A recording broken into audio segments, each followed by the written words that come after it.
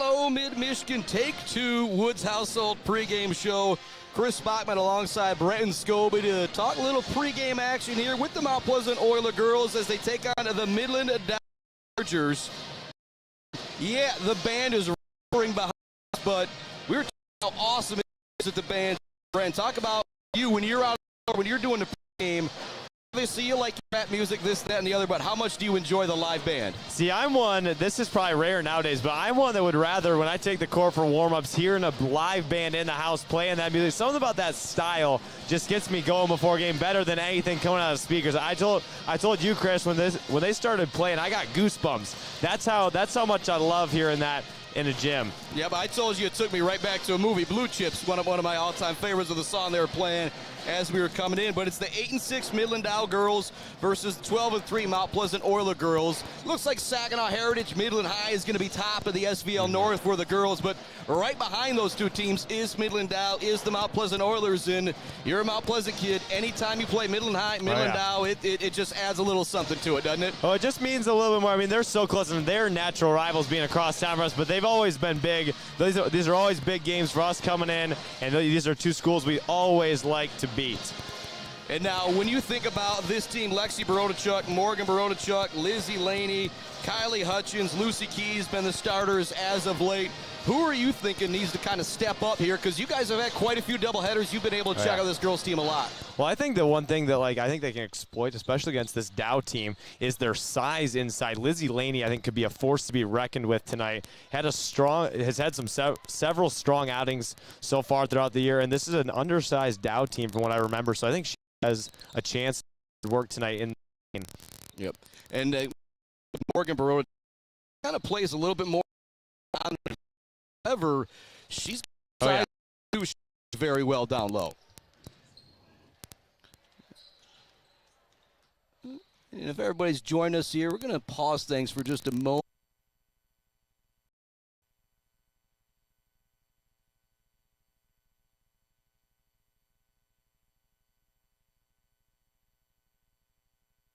All right, Chris Bachman, Brenton Scobie back.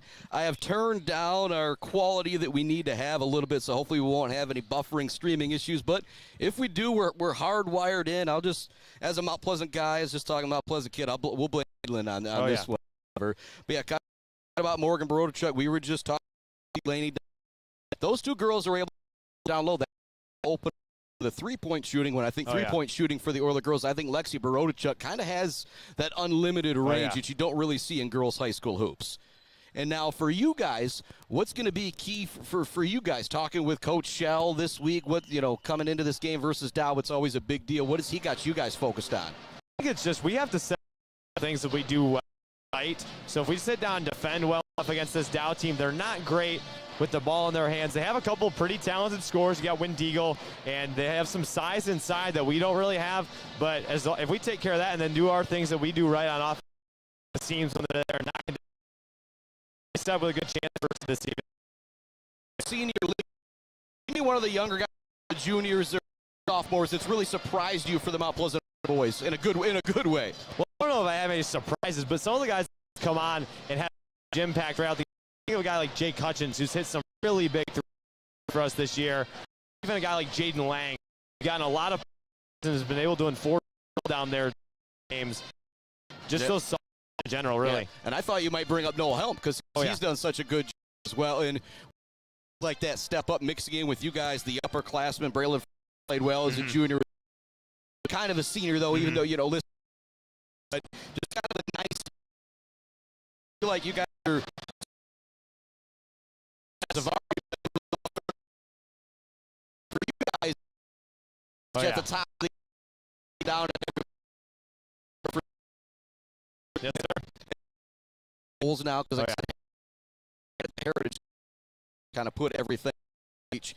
And for you guys, so I'm going to make you pick 1-2 guys to step up for you. Who would you say? Well, I think that just I think it's just on the team in general, but definitely on the guys that can make jump shots. I think there's going to be a good opportunity tonight if we do some things well to get a lot of open corner jump shots. And so if we have some guys like Jay Cutchins, like Zay Rodriguez, like Braylon French, and anybody really, anybody who finds himself open, just to step up and knock down a big shot in a big moment in this game tonight, but any specifically coming down the stretch here as we move toward districts, that's going to be huge for us. All right, who's the best shooter on the team? Well, I think it goes in waves. I think Coach Shell would tell you this, that it could be somebody new every single day of practice, but I think our most consistent across the board is probably Jake Hutch and then Braylon French. You guys also, he doesn't take a lot, but he makes a very the ones he does take. In the Woods, also pregame show. Bachman alongside senior Bretton Scobie as we get ready for doubleheader hoops. The Mount Pleasant Orla girls of the Midland Dow girls. I'll slide the camera over to the Orla girls. And yeah, it's just your boy tonight. No Adam Gursky on the camera work, so take it light and easy on me. I'll make that joke. But we're going to take a break here. Woods also pregame show. We'll come back a little bit more of Bretton Scobie as we get ready for girls high school hoops. Mount Pleasant, Midland Dow on the Mid-Michigan Sports Network. Jenna Gates. And Kyle Gates here. We are the 5th generation with Gates Drilling and Service. We've been serving our friends and neighbors in Michigan since 1893. We have the latest and greatest well drilling technology, allowing us to put in wells where others can't. Lake lots and tight spaces are no problem. From our family to yours, thank you. Call at 989-772-7841 for all your well drilling and service needs. Gates Drilling and Service.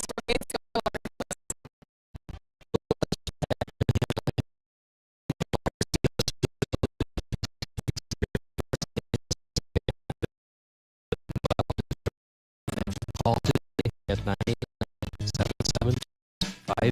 989-772-5817. Stop by on Gover Parkway, Mount Pleasant. Good luck to all of our local athletes from Bill's Custom Fab. The Bird in downtown Mount Pleasant, open every day but Sunday for lunch and dinner. Delicious pizza, the world-famous Bird Burger, handcrafted, fresh-baked subs, many apps, and much more. There's something for everyone at The Bird in downtown Mount Pleasant, where friends gather like family. The Bird, supporting high school sports in mid-Michigan for nearly 100 years. We have all seen this sticker.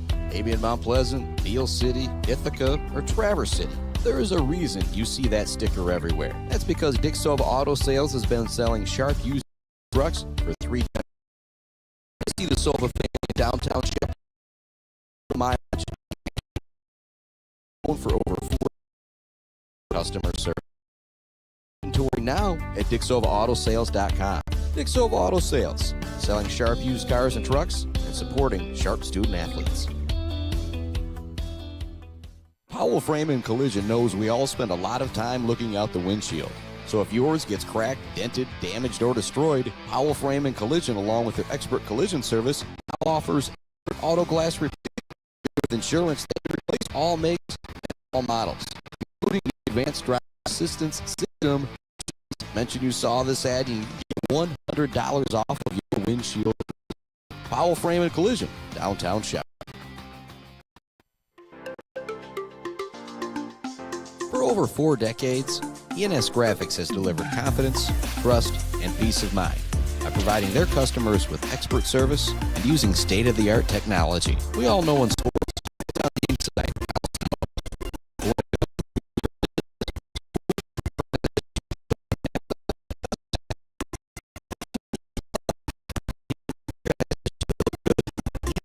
with that. They take your vision and make it their mission. ENS Graphics, a proud supporter of the Mid-Michigan community and their local athletes. Visit ENS Graphics at their location down in Ithaca or visit their website at esgraphics.com.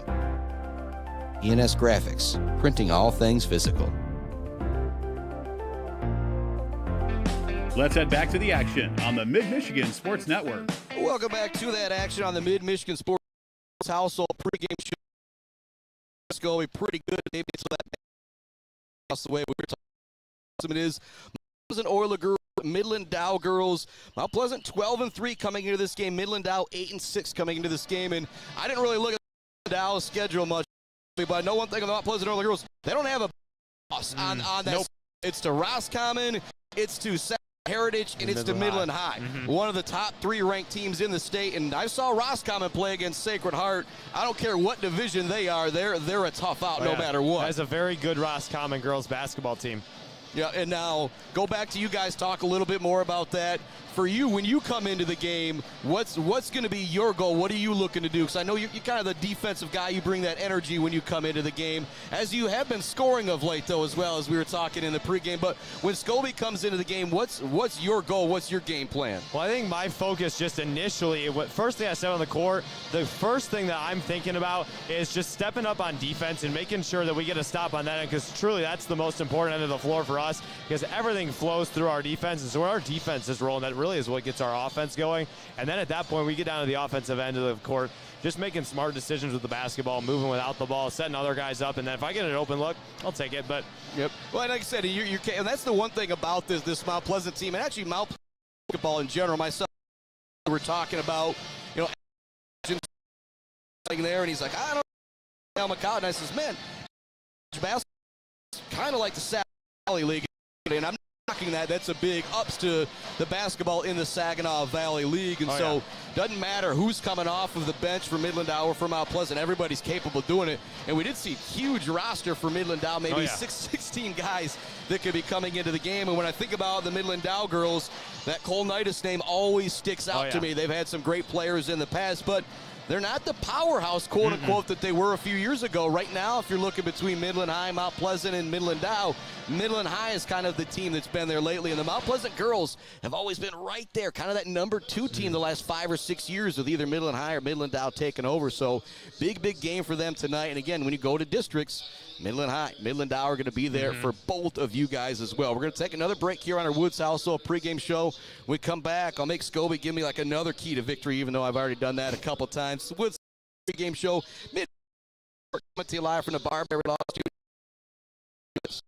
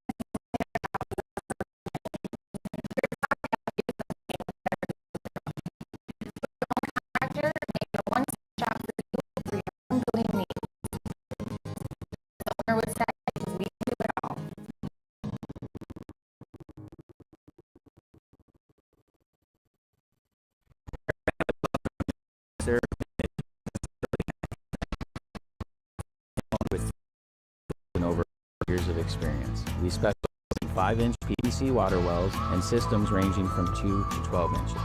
Every well we do includes a 5-year warranty and 1-year parts and labor guarantee. We are available 24/7, and you'll always talk to a real person. Call Brad Malley Well Drilling today for a free estimate. Trusted service, generation after generation.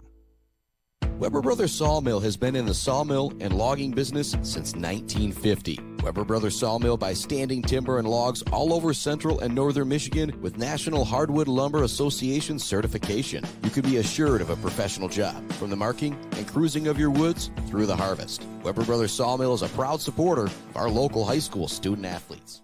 Blockco Pools and Spas is Mid-Michigan's #1 pool and hot tub destination that will turn your old space into your destination. Delivery of a full pool family with a relaxing hot tub.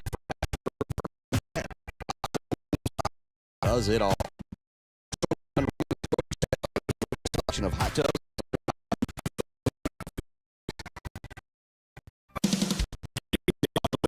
It's Mid-Michigan Automotive offers complete collision repair. Stop by Wayman Road today, 989-448-908. Proud supporters of high school athletes. Sportsmanship is the most important thing in high school sports. When it comes to your home or business, Pier Plumbing just might be the most important thing. If your plumbing isn't Pier, don't worry, no one needs to see the other angle. For Pier Plumbing, call 99644-8928 or visit mipierplumbing.com. Block Electric Company in Wademan has been powering Michigan for over 30 years. There's no job too big or too small for Block Electric Company. An entire school or something simple at the home, like for the outdoor lighting, thermostat, or ceiling is installed professionally.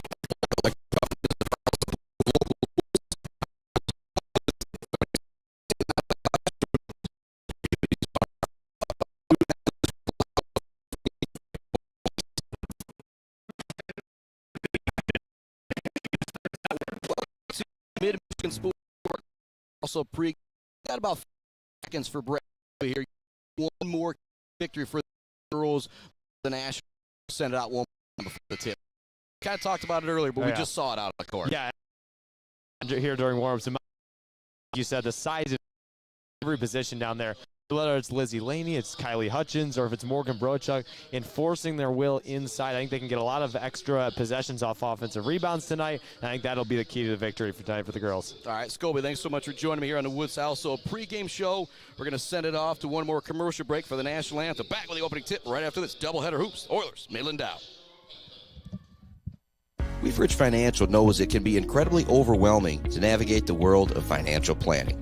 With trusted guidance and easy-to-understand advice, you can feel comfortable in your financial future with Weefridge Financial. Weefridge Financial assists people in all stages of life with a specialization in retirement and investment planning. Experience the power of working with an advisor dedicated to your success. Visit WeefridgeFinancial.com. Visit them in downtown Mount Pleasant. Call or text 989-953-7888. Weefridge Financial, member SIPC. Martinez Painting, Central Michigan's trusted painting professionals. They specialize in both interior and exterior jobs for your home and business. No matter how big or how small the job, they transform any space with quality and precision. Learn more by visiting Martinez Painting on Facebook today or give them a call at 989-317-5536. All Seasons Fireworks is a big fan of all the athletes, coaches, officials, and volunteers who make high school sports happen. To make your next event bigger and brighter, stop by All Seasons Fireworks on M20 in Mount Pleasant.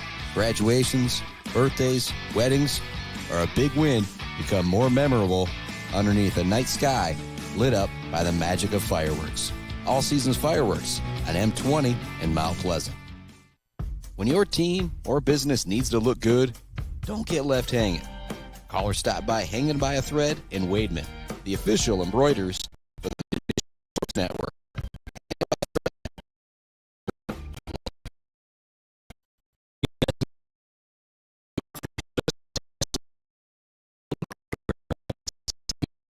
Replacement, central service, and install geothermal and walk-in coolers and freezers. If you have a need, GNS Mechanical has a solution. Learn more at gnsmechanical.com or call 989-644-2106.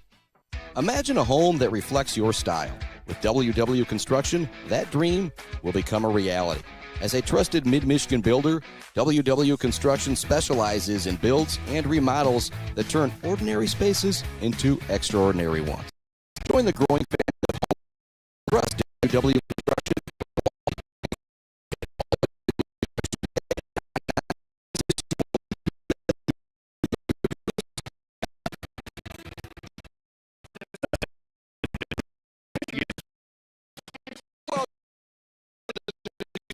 Working our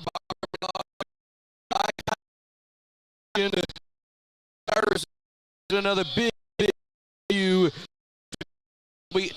time to chat with me as he gets ready for his varsity game. Can really him to say, I'm going to take a minute to help out Spock here as I'm preparing for my game. Got varsity boys earlier shooting around at Maury Courts. School due to illness, but they're around. Can't get into my cleanup stuff there. Interesting game. We've got the court here at Midland, and so send me on the email. Let me know how you think things look out that gray court. Feet to this guy. Now we're girls high school from our Barberry lot built by Conwinski Construction. I love the Gates Drilling, Bill's Custom, the Bird All Grill, Modular Homes, Financial, Woods House Lines, Will Drilling, Malley Construction, Lizzie in the middle, the tip, but it goes to Midland Dow player. Midland Dow. That is no good. Girl, she'll swing into the front court. Knocked away. It was Midland Dow front court. Go right here below our broadcast position. Dive into the lane. Ball that the other girls comes pressure. Last up up ahead. Away from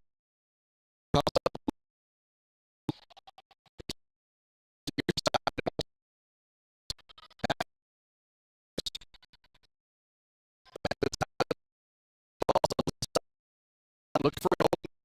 It's not there. Up it back to O'Karen. Now a drive. Nothing there for DeBoer. Back out it goes. Floater with the left hand is up and good from Alyssa Stockton for her first basket of the game. Ball goes into Lucy Keys. She's bumped immediately. No foul call. Here comes that backcourt pressure once again from Midland Dow. Up ahead to Lexi Baruchuk. It goes. She'll bring front court. Drive by the defense. Look to drop it. Laney hanging up. Loose ball. It'll be a jump. Possession arrow will keep it here with Mount Pleasant. Not a bad idea there from the Oiler girls. Just weren't able to connect. Down low on the pass. Morgan Barotichuk will inbound it against Kylie Hutchins, Lucy Keys, Lizzie Laney, and Lexi Barotichuk out there for the Oiler girls. Long inbounds pass goes into Lexi Barotichuk. Drives with the right hand, now spins in with the left hand. It's knocked away, but right into the hands of Kylie Hutchins, and Hutchins will lay it in. 2-2 our score here. 6:30 left to go first quarter. Chris Spotman with you on the Mid-Michigan Sports Network. Much love to our friends J&J Auto, Blockco Pools and Spas, Konwinski Construction, Weber Brothers Sawmill, Mumford Oil and Gas Supply, ENX, Mount Pleasant Auto, and Bryce Updegraff, Joe Wentworth, Pradium, Robbins, Dressman. Oilers turnover down. Keys avoiding the trap.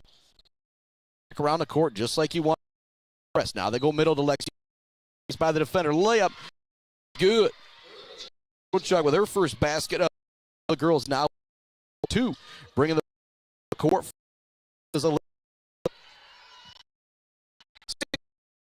Double on the work. Nice dish with that height of lane. She swats it away. Up ahead to Morgan Baroda. Was a sophomore. Zips. She's tied to Lucy Keys. Lexi Baroda. Back to Lucy Keys.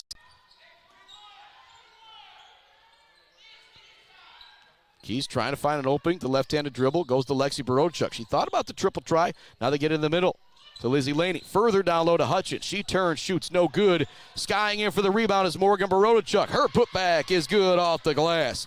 Big-time hustle there from Morgan Barochuk. I feel like Barochuk gives you 6 to 8 hustle points every game. With it on the perimeter. Pass almost too tall for Stockton. She's able to recover it.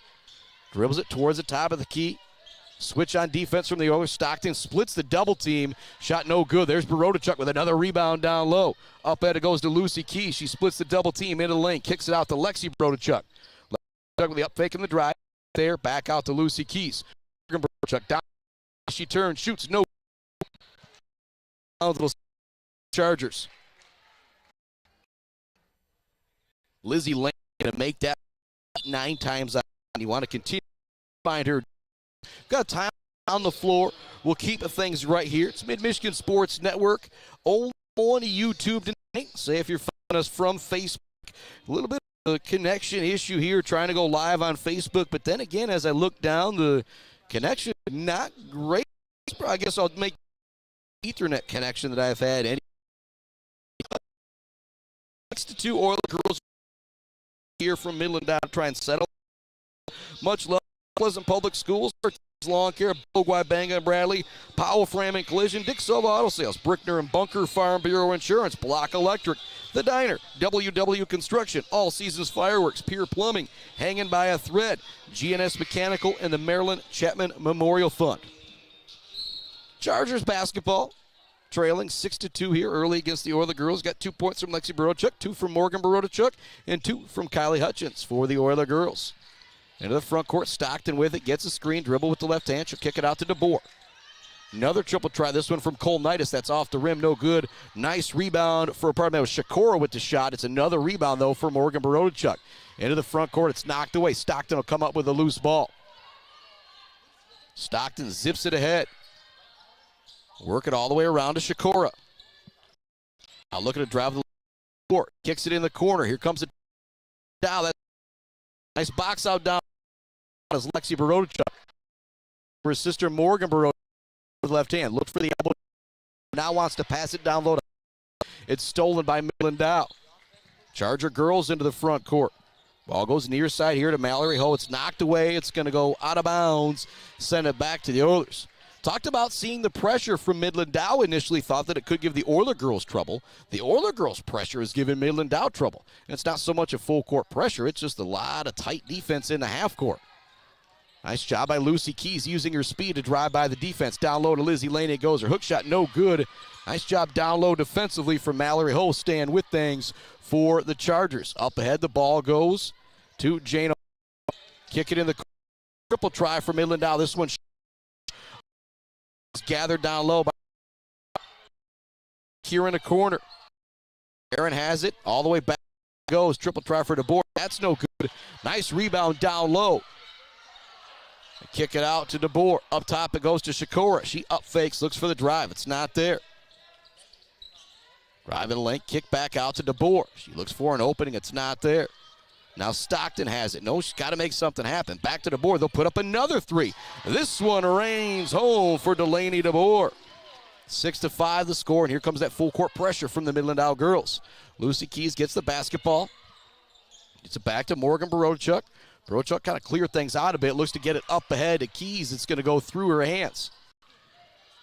Now Stockton finish on the break. Left hand the basket. It's up and good for Alyssa Stockton. 7-6 Midland Dow. Barodachuk in, take it into the front court, but she's picks up the dribble, gets it. Keys across the top. Cool. Goes to Morgan to Lizzie Laney. She wants to get it. Turns, looks for the finish. She'll draw the foul. The free throw line for a pair. Nice ball movement there from high post. That much. And Allie Hutchins. First one off the back of the rim, no good. 7-6, Midland Dow with the lead here in the early going. Your boy Chris Spockman solo here tonight. Mr. Adam Gursky, I would say he's got the night off, but I don't even pay him. Just came over here a little too early, but big shout out to him and all the help he gives us here at the Mid-Michigan Sports Network. Second free throw is good for Hutchins. That'll tie the game at 7 apiece. We have got 2:21 left to go in the first quarter. Gates Drilling and Service halftime report coming up at the half. This week in MHSA Sports with John Ross and much more. Midland Dow with it into the front court. DeBoer, pardon me, it's not Delaney DeBoer. It's Shakora with the shot. It's no good. Oiler girls into the front court. Chuck with the basketball. Could have the shot. She does from long range. Off the back of the rim. Into the hands of Alyssa Stockton. Front court. Screen from Stockton. Trying to find some space out there. Kick it in the corner here, near side. This one's going to be blocked out of bounds. Good defense from Lizzie Laney down low.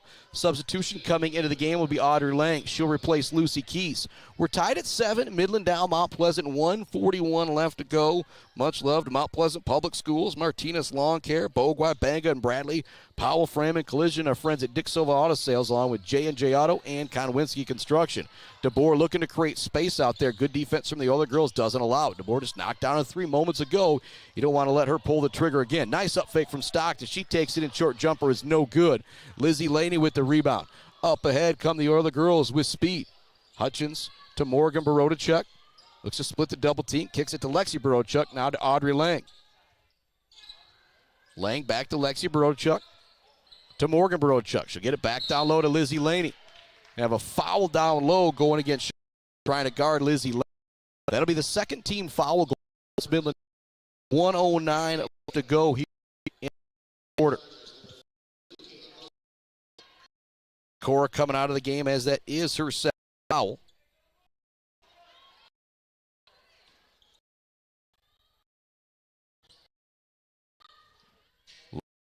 pass goes into Morgan. Looks to drive by her defender. Drive by the defender, Stockton. She looks to bolt her a bit. Stockton's going to poke it away. Great defense from Alyssa Stockton. 1:02 left to go first quarter. It's going to go back to Midland Dow. Kind of a rough and tumble here first quarter between the Mount Pleasant Orla girls and the Midland Dow girls. But it's what you expect. Rivalry hoops. It's a physical game right now. Stockton brings it into the front court. Steps back, wants the three. It's going to catch nothing but air. Midland Dow is probably 1 for 12 from three-point range here in this first quarter. It has not gone well for the Charger girls from long range. Ball goes into Lexi Borodchuk. She'll bring it across the timeline. Right at D Lightning go. The Midland Dow Chargers. Audrey Lang now basketball. Gets it back to Lexi Borodchuk. Wants to get it down low to Lizzie Lane. It's knocked away. She'll kick it out to Audrey Lang. Open three-pointer, no good. Laney there with the rebound. Her putback, no good, but she'll draw the foul on the shot. Great job by Lizzie Laney staying with it down low as she comes up with the rebound. Almost gets the putback to go, but she's headed to the free throw line. The and one opportunity, or pardon me, chance to put 2 points on the board. Not an and one opportunity.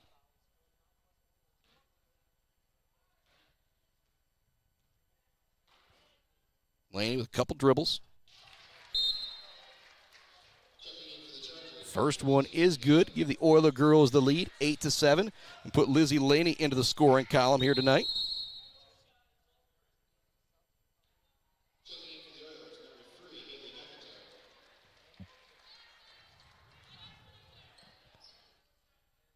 8-7, Oiler girls with the lead. Laney with her second free throw attempt here. That one drops in, nothing but net. Got a feeling in a game that's going to be physical like this, free throws could be a big factor. 9-7, Oiler girls in front. Right near the half-court line is Alyssa Stockton with the basketball. Guarding her, Kylie Hutchins. You heard Brent Scobie talk about that. Kind of size at every position for the Oiler girls out there, depending who else out on the floor. DeBoer wants the NBA range three. It's no good, but it's going to be a foul on the closeout going against Audrey Lang. I just mentioned moments ago, free throws could be a big factor in a physical battle like we know we're going to have here. The Mount Pleasant Orla girls and the Midland Dow girls. You do not want to send Delaney DeBoer to the free throw line for three, especially considering Chargers have taken a whole lot of three-pointers here in this first quarter. They've only knocked down one. First one is good for DeBoer. Got two more here to boot. That one's no good off the side of the rim. DeBoer's got 4. Stockton's got 4. That's the 8 points for the Chargers. For the Oiler girls, you got that one is good. Tied up at 9 apiece. Nice. Oilers girls getting it into the front court, beating the pressure. Up top it goes to Haley McIntyre, who's into the game. Deep three-pointer at the ball. No good from Baroda. Lizzie Laney, the rebound and the putback. And we have decided nothing. It is 9. Mount Pleasant, Midland Dow. Going to take a break on the Mid-Michigan Sports Network. Be back with more girls high school hoops right after this. Weber Brothers Sawmill has been in the sawmill and logging business since 1950. Weber Brothers Sawmill buys standing timber and logs all over central and northern Michigan with National Hardwood Lumber Association certification. You can be assured of a professional job, from the marking and cruising of your woods through the harvest. Weber Brothers Sawmill is a proud supporter of our local high school student athletes.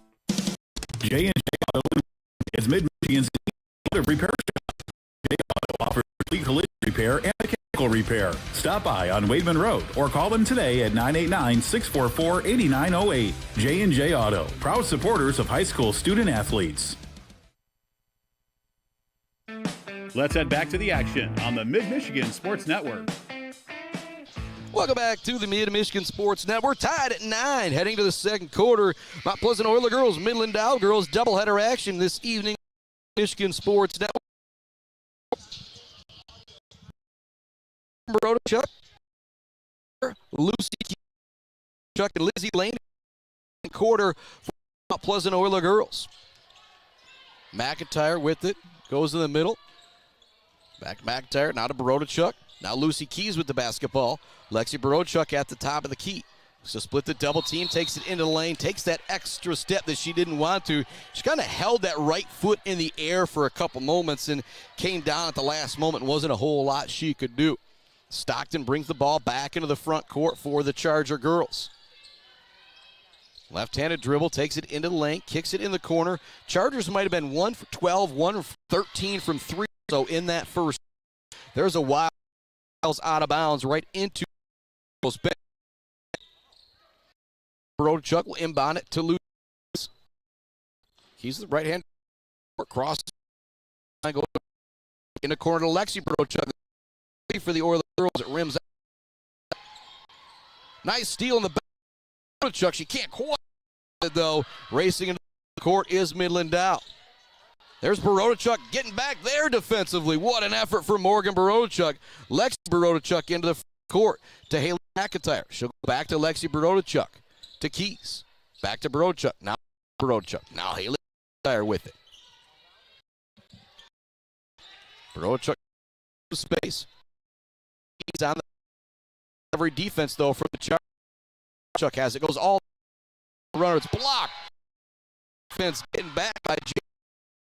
Looked like the Chargers were for about 20 seconds there. Somehow we're still getting into the game for the Chargers. Their leading scorer. For Barodachuk wants to get the bounce pass. Sails it up to her. Barodachuk. They want Lizzie Laney. Bounce pass. DeBoer dives on the floor. But Laney takes it. Now uses her pivot. Tries to kicks it down low. Turn. Shoot. Shot. Rebound gathered down low. Get a lot of action. Just no Pleasant Oaks. We were tied at 9 to 3. This one air. Box outs from Lee Lane. Kylie Hutchins allowed it to sail out of bounds. 6:17 in the first quarter. Game 1 of 2. Lucy back to Morgan Barodachuk. Barodachuk teamed in the middle of the floor. She does a good job covering it. Wants to get it to Hutchins. It's going to be knocked away. It'll stay Olier basketball. Both teams this first half spend more pressure. Trouble for Dow. For pressure that's giving the Olier trouble. Lucy Keys the basketball. Gets it at the free team, taking the ball. She passes. Break. It is good for Aaron. Front court. Lucy Keys. Fast break now. On the play. I think they're going to say shoot. No. Team foul going against Midland Dow. 11-9. Chargers lead it here in the second quarter. 5:4 to go. Left wide open down low. Hutchins. She misses the bunny. But there's Lizzie Laney to the rescue with the rebound and the basket. She's got 4 points. We're back tied at 11. The Chargers, the Oilers.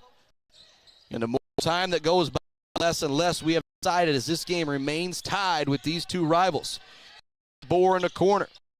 Want to put had that hot hand here. Going to put it up every time she's not low from Stockton in the lane.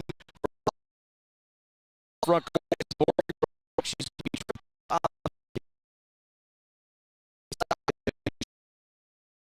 number 12.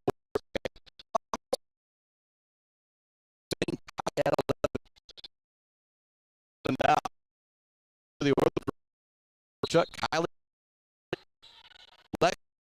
Lucy Keys and they want to get the ball in. 4-girl tie-up. It's going to be a jump. It's going to be a foul call against DeBoer. Against DeBoer. Again, just right back. It into Keys. Not Alexi Bro. Keys back. Chuck. They want to get it's knocked away. Olsier. For the break, but the Olier girls defensively. Looking for the ball out of bounds. Tip, it'll stay mid ball. Oh, no. Everybody kind of going the other end, the Oiler basketball. Coach Pleasant senior reprieve, but Michigan State basketball with 4:42 left in the second quarter. It's drilling and service half report coming up. We'll have this week at MHSA Sports. John Ross and much more. Knocked away on the perimeter from Moore, Jana Moore. We're going to blow the whistle, though, on the Oiler girls.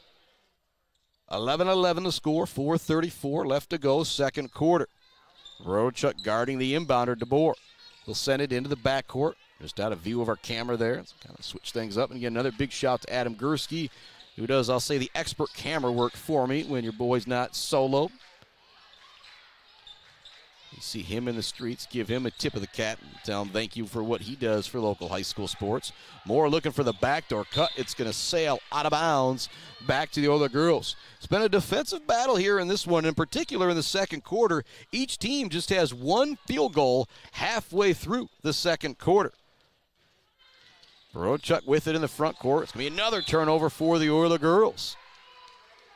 And things aren't necessarily great out there for either team. We got a 30-second timeout coming from Midland Dow. But if you're each coach, you know, you're not happy with the way things are going. But then you look up and the score is tied, and you're kind of like, all right, we're doing okay here. Delaney DeBoer's got 5 points for Midland Dow. Alyssa Stockton's got 4. Slide over for the Oiler girls. Got 2 from Lexi Barochuk, 4 from Lizzie Laney, 3 from Kylie Hutchins, and 2 from Morgan Barochuk. 11-11 to score halfway through quarter number 2. A defensive battle here between the Mount Pleasant Oiler girls and the Midland Dow girls.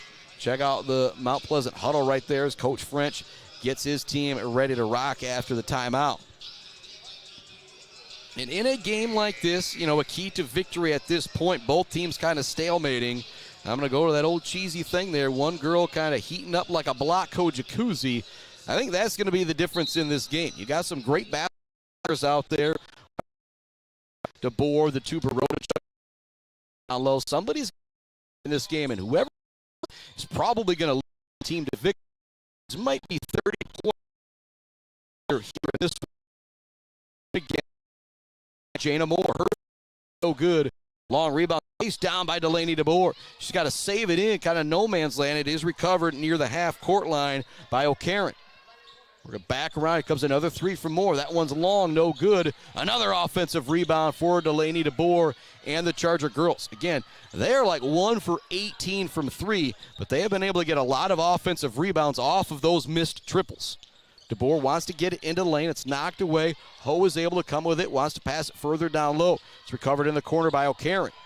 She'll pass it up to Mallory Ho. She wants to pass it to DeBoer. She recovers it near the half-court line. Again, this half-pressure defense playing is causing out. We've gotten a few open looks. There's a steal for Morgan Barochuk. Going on one court. She's going to draw play. Maybe a smart foul. Aaron, as she on the perimeter, put up that layup attempt at possible free throw line. First quarter free throws become a big factor in this. No any since then in the quarter. Those are 3 from the line. Dow is 2 for 3 from the line. Nice move from Barochuk. Takes it in with the left hand. Good. There's Laney. Another offensive putback. Her second of the second quarter. She's got 6 points, and the Oilers go up by 2. 49 left to go here in quarter. Halftime report. A lot of 2s out there. Out to Aiden Mandel and Bo Guabanga and looking for the drive. It to Moore. Go on the C for the Chargers. Buries it.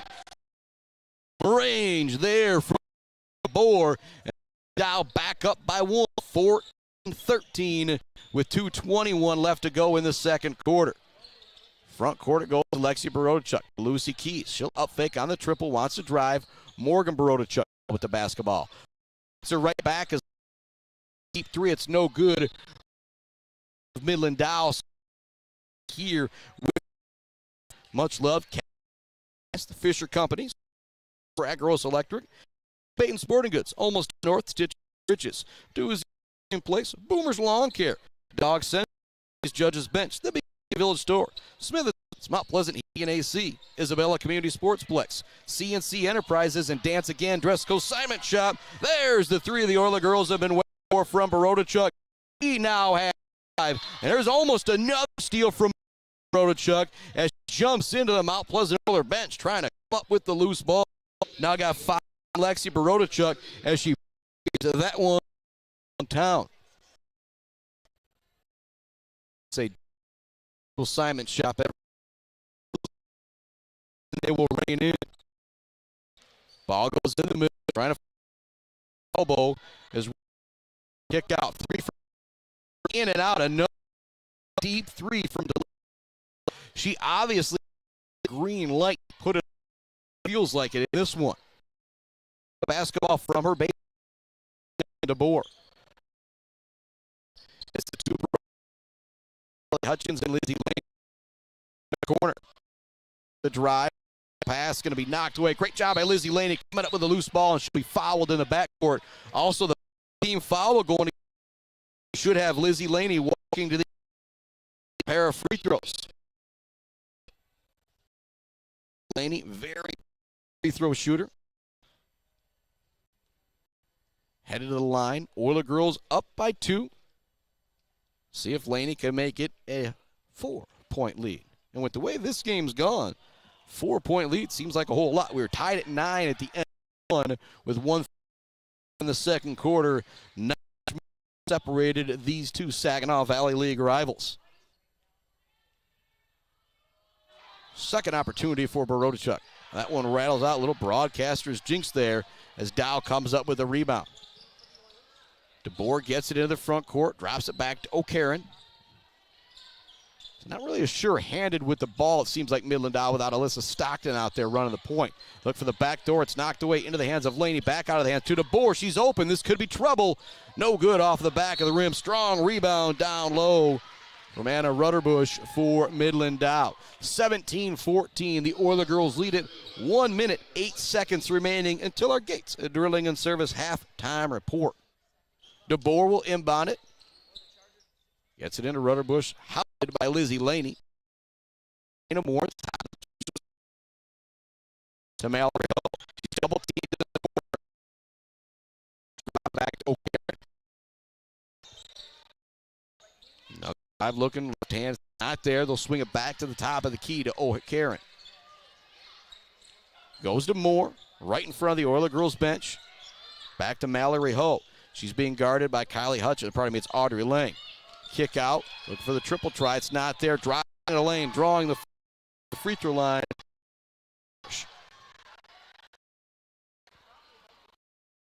There from the pressure has been everywhere for both teams. As I mentioned, Gates Drilling and Service halftime report coming right up here. Michigan Sports Network this week at MHSA Sports. And Haley coming back into the game for the Olier girls. First free throw is good. Getting Rudderbush, column 4 mid. 34 seconds left to go here in the first half. Second free throw, that is good. Another Morgan Baroda low.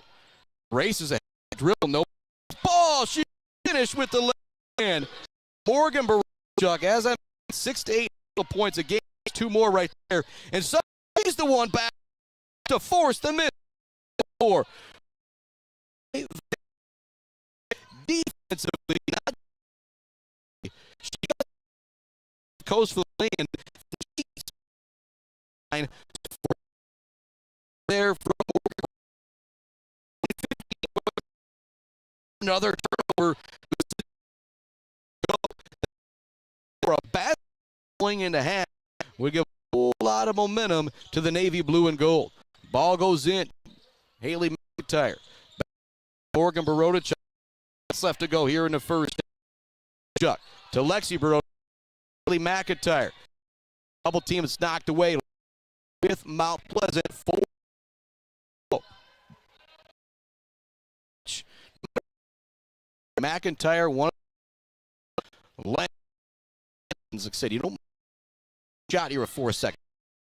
They do get it in by the defender.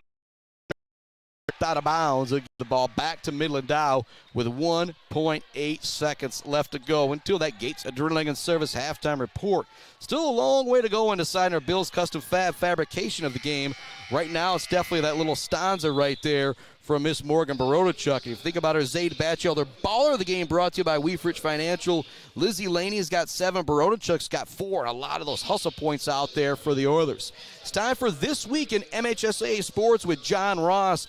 I'll come back with a quick recap and the start of the second half in just a moment. At the half, Mount Pleasant Oiler girls lead Midland Dow 19-15. Back with the second half right after this. This Week in MHSAA Sports and our Gates Drilling and Service halftime report. Hi, I'm Attorney Joe Barbary.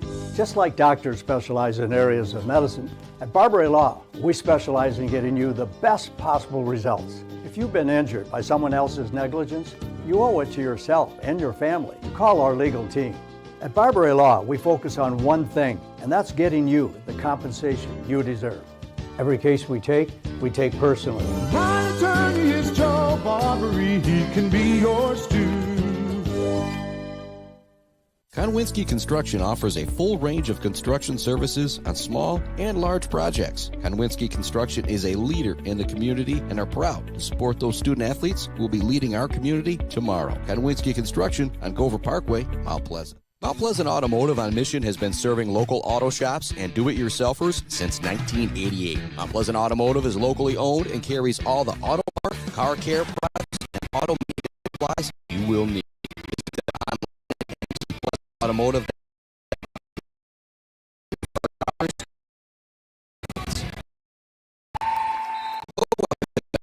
on Main Street in Mount provides unsurprising when providing tax and accounting services to individuals and small businesses in the Mid-Michigan area.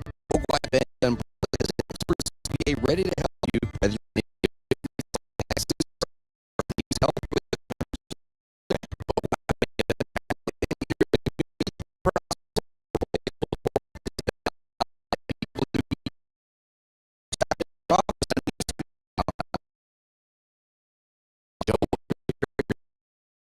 so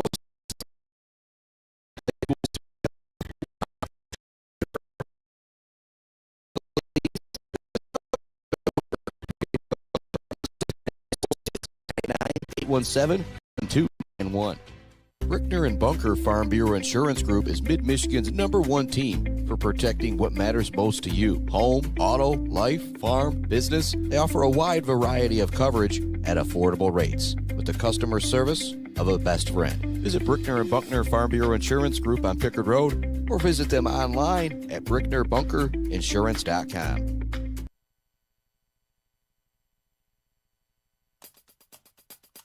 The do's and don'ts of name, image, and likeness in Michigan, and twin hoopers pass 1,000 points each. I'm John Ross, and this is This Week in High School Sports, powered by the Michigan Achievement Scholarship. The MHSAA's Representative Council approved expanded personal branding activities, or name, image, and likeness opportunities for student athletes in Michigan. This makes Michigan the 46th state to allow some form of personal branding for high school athletes.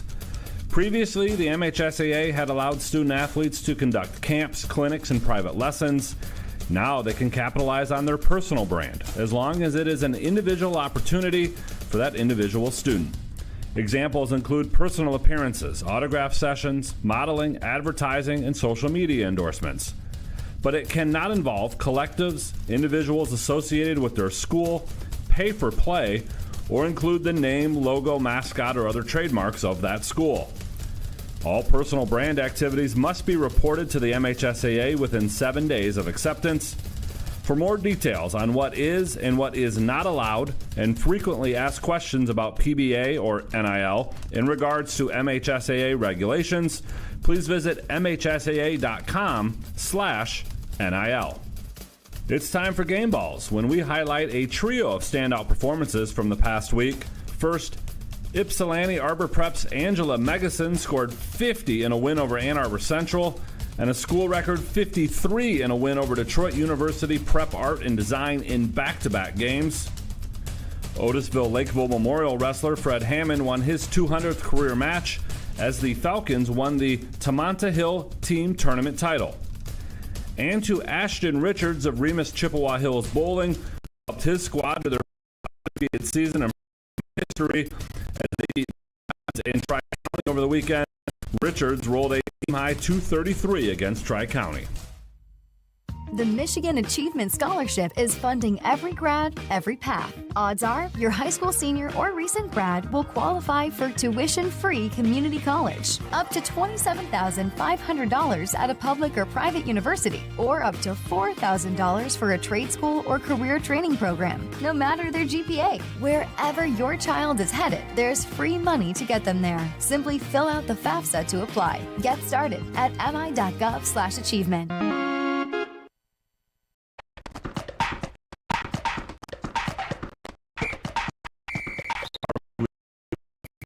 Look at lane today. These are our ball of the third frame. Strikes for a quarter. Each of the first two frames. Now one strike away. We will perfect ball that 10 pins flying.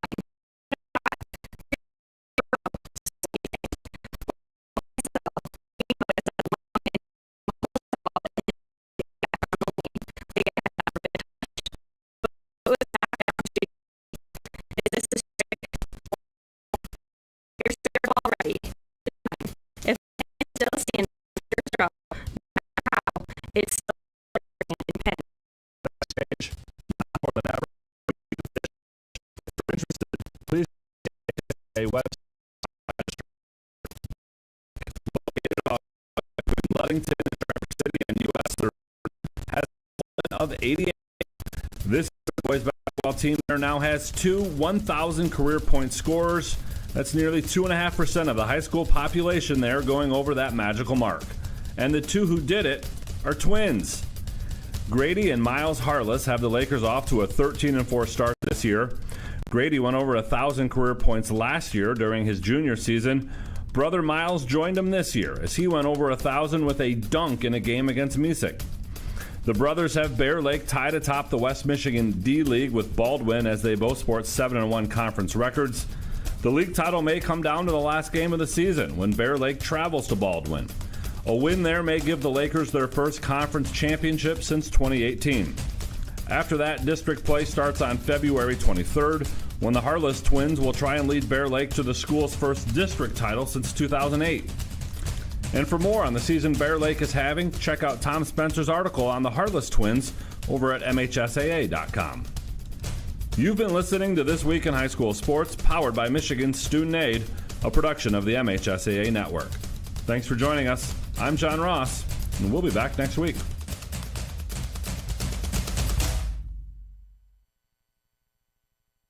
Value is not just a price. When you buy something for your home, it's an investment. Knowing that you're getting a great deal and service after the sale is priceless. At Wood Household, we only carry quality products for your home at competitive prices. Attractive and durable. That last. Stand up square.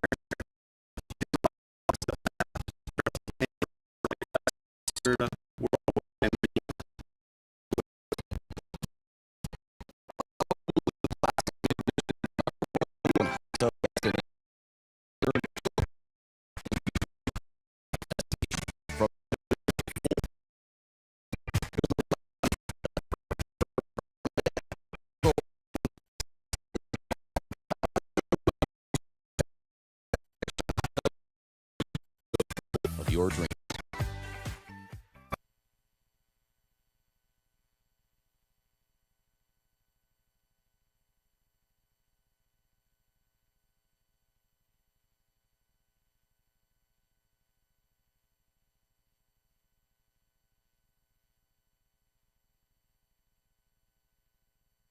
Welcome back to it, our Gates Drilling and Service halftime report here on the Mid-Michigan Sports Network. Put the camera on the Mount Pleasant Oiler girls. I got Jason McIntyre here with me. I almost want to say Jason Bubba McIntyre. I've kind of got that cleared up with Bubba, but almost goofed that up with you. For you, Jason, how special is it to have I love the doubleheaders on Friday nights with the two varsity teams. And every conference, every school kind of does their own thing, and there's no wrong way to do it. The kids out here play an important thing, but how much do you letters as an eight? Yeah, I really think they go when you look overall cost benefit for everybody. There are some shortcomings with it because you got to figure out practice space and things like that on other days because teams aren't on separate gyms and things. There's some things that are headaches with it, but really it's the best thing for kids, especially the girls programs. Let's just be honest, right? When they're separated, especially if communities are close, you don't get quite the crowd, and so this is really nice, right? They're playing in front of a good crowd now, and it's only going to get bigger closer to the boys' game, and so when you get these close games, you have a big crowd, and you get but for the other girls in the second.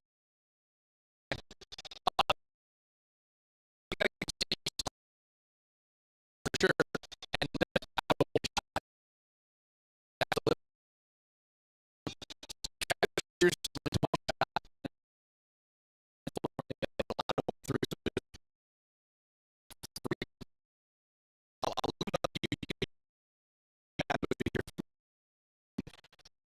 Elena didn't show it out to O'Carroll and back to Stockton, who didn't play a lot in that second quarter. She's going to be full of energy here in the second half. And start for the Orla girls, it's Lucy Keys, Kylie Hutchins, the two Barotichuk girls, and Lizzie Laney down low. Stockton out the three, she up drive. Nice help defense there from the Orla girls backcourt, and they will say it's an over back. Post being tipped right there, but as I always joke, best seat in the house brought to you by Woods Household Appliance. It is those officials down there. 19-15, Orla girls with the lead. Basketball, Barochuk bounds it to Lucy. Kicks Barochuk, looks like for the girls. Back up goes to Keys. Back to Barochuk. They get it down low to Hutchins. Drop it back to Barochuk. Looking for the floater in the lane. It's up and good for Morgan Barochuk. And I want to ask you this, Coach Mack. Morgan Barochuk gets these girls 6 to 8 hustle points every game, I feel like. The energy she brings, it is unbelievable. Absolutely. She's a true competitor. Not only is she talented as an athlete, but she likes to compete in everything. I mean, she's one of those kind of people, right? Yep. Whatever it is. When I was talking with Coach French, he, out of the two of them, he said, not that Lexi couldn't be a coach, but he said, Morgan, she's going to be a coach, kind of joking with it. And she kind of had a look on her face of like, yeah, he's right. I definitely want to coach at some point in my future. Best at everything. It doesn't matter if cards or, school or out here on the basketball court. She's just an absolute competitor. Ball goes to O'Hare, to Moore, trying to find some space. They kick it to the corner to Bohr, who was their shooter in the first half. Didn't connect on a lot. She was maybe 2 of 10 from downtown, but you can tell that's who Midland Dow wants shooting the basketball is Delaney DeBoer. Driving in the wing, kind of forcing her way into the lane, kicking a corner. Here comes an open triple try off the rim, no good. There's that rebound from Hutchins. You were talking about Coach Mack limiting them to one shot, but as I say that, they turn it right back over, trying to find the fast break. Stockton with the up fake, back to DeBoer. Another NBA range three. It's off the rim, no good. Nice rebound down low from Lizzie Laney. Lizzie makes a big difference in this team and those kind of things, and compared to teams who've had the ability to get those defensive rebounds and limit them. That you'll notice with Lizzie, you watch her play, do everything. She's size. She does a great job playing, getting the rebound. See her bring the ball up off of a rebound. She got up and shoot from down. She can do a little bit of everything for these Oiler girls, and some things that you can't teach. You and I, the height we got, we'd love to be 6'3" out there, just like kids. Out of Stockton, kind of hesitates. Looks Lizzie Laney coming up with the front court.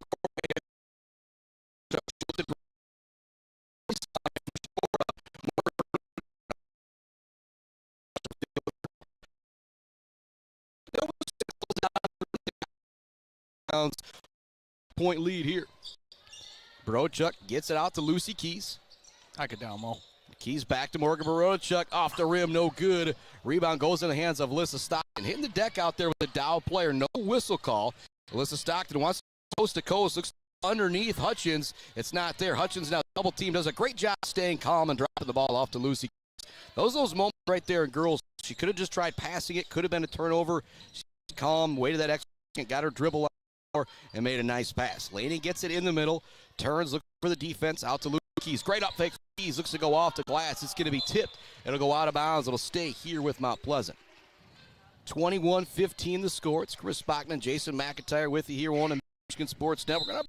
Our studios built construction. 6 third quarter. Hoback game for Midland Dow. Barochuk looks to trigger the, gets it right into Laney, who drops it back to Barochuk. Laney probably should have taken the Chuck misses it. Laney looks to get her own rebound. She get called for the over the back. You could hear the the coach in you right there. You got to take that out. They're well drawn up by Coach French. You got Lizzie White under the basket. That up right there. And I think that's her just trying to be selfish. She thought that Dave had a more open shot, but sometimes the only bad play you can make in high school basketball when you're hustling, doing this, that, is not taking the open shot. Right. Sometimes you just got to go back to, I can't remember the young man's name, but when we were at Midland High for boys basketball earlier and it came down to the wire, they had a guy wide open in the corner to shoot it. Mount Pleasant kind of dared him to shoot it. He put it up and knocked it down. It was a big momentum shot for Midland High. Stockton for the three. That's rebound. No good. The Midland did not connect from maybe 2 or 30 or so now. Again, I don't got the exact tally in front of me, but it has been a struggle from downtown for the Charger girls. Look to get it down low to Laney. Nice job by Shakora. Shakora's given up out there, but she's battling and with Lizzie. She's going to be off the not Shakora. 21-15 remains the score. It was 9-9 at the end. 19-15 Orla girls up at that. Now 21-15 here with 4:15 left to go in the third quarter. Shakora with it up top, looking for Stockton on the cut. Now they go to O'Karen. Guarding her is Lucy Keys. O'Karen goes by on the baseline, kicks it in the corner. Back to DeBoer. There was their shooter, but she didn't put it up. Now Shakora thought about the triple try, and this is what happens when you don't shoot well from downtown. You start to get hesitant, and if it's your game plan, you need to keep on shooting. Mallory Ho does put it up. It's no good. There's another board from Lizzie Laney. So you start thinking about that Weber Brothers sawmill timber of the game. Lucy Keys drives it in, kicks it out to around the near side.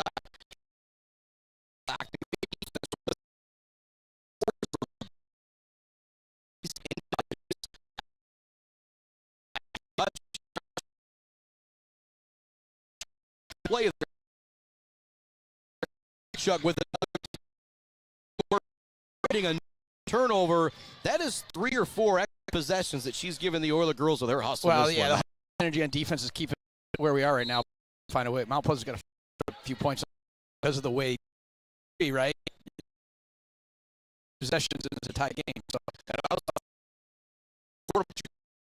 shooting team, they can hurry and one girl game like a Blocko Jacuzzi game. One girl ends up 5-6 in a row. Nice pass to Laney on the free throw line. And I brought it up in the first quarter. The close game like this, free throws could be a big factor, but then there was only 4 free throws shot in the second quarter. Well, what we're doing really well is the ball movement against their zone, right? I mean, you saw it right there. Morgan got in the short corner and found Lizzie diving to the basket. And I've been really impressed with what they've done all night with moving the ball in offense. And Dow's zone is really good as well. It's one of those zones that's so active. They do a good job of matching up. A lot of times you look out there and it just looks like they're in, I would say, lady-to-lady defense when it's the girls out here playing. But then I'm like, wait, no, that's a 2-3 zone. A lot of times struggle to identify it when they're doing it so well. Both free throws are good for Lizzie Laney. She's 5 of 6 from the free throw line. She's got 9 points in the ball game. 23-15, Oiler girls in front. 2:55 left to go in the third quarter. Probably the biggest lead of the ball game for either team right here. Triple try in the corner for O'Karen. Once again, no good from the Chargers, but there's that offensive rebound. Stockton with the basketball, looks to drive. Great defense down low from Lexi Brodochuk. They swing it up top. Shakora to Ho. She wants the deep three. It's off the rim, no good. Morgan Brodochuk with the rebound. She'll be tripped up on the play. Just be the second team foul going against Midland Dow. 2:35 left to go, third quarter. When it comes to the boys game, Coach Matt, because we got a timeout on the floor, we'll keep it right here. So one of those, I'll joke with everybody, I'm not super worried about getting all the commercial breaks in right now because we got the doubleheader coming up. So I got Jason McIntyre here with me. Talk a little bit about the boys game. Have you seen the Midland Dow boys play this year? Is this the second matchup with them? This is an absolute huge game tonight for our boys. Not only does it play a role in the Valley, and who's going to be what seed coming out of our division, but also, more importantly, they're in our district. They are now a huge role in who the number 1 seed is. Now, we're barely 1 seed over Dow in the district, and that seed is real important and how you try to advance to the district final and those kind of things. So, really, really big game tonight. Probably one of the more teams basketball-wise is Dow. And gritty. Yeah, it was ugliest thing I tested there.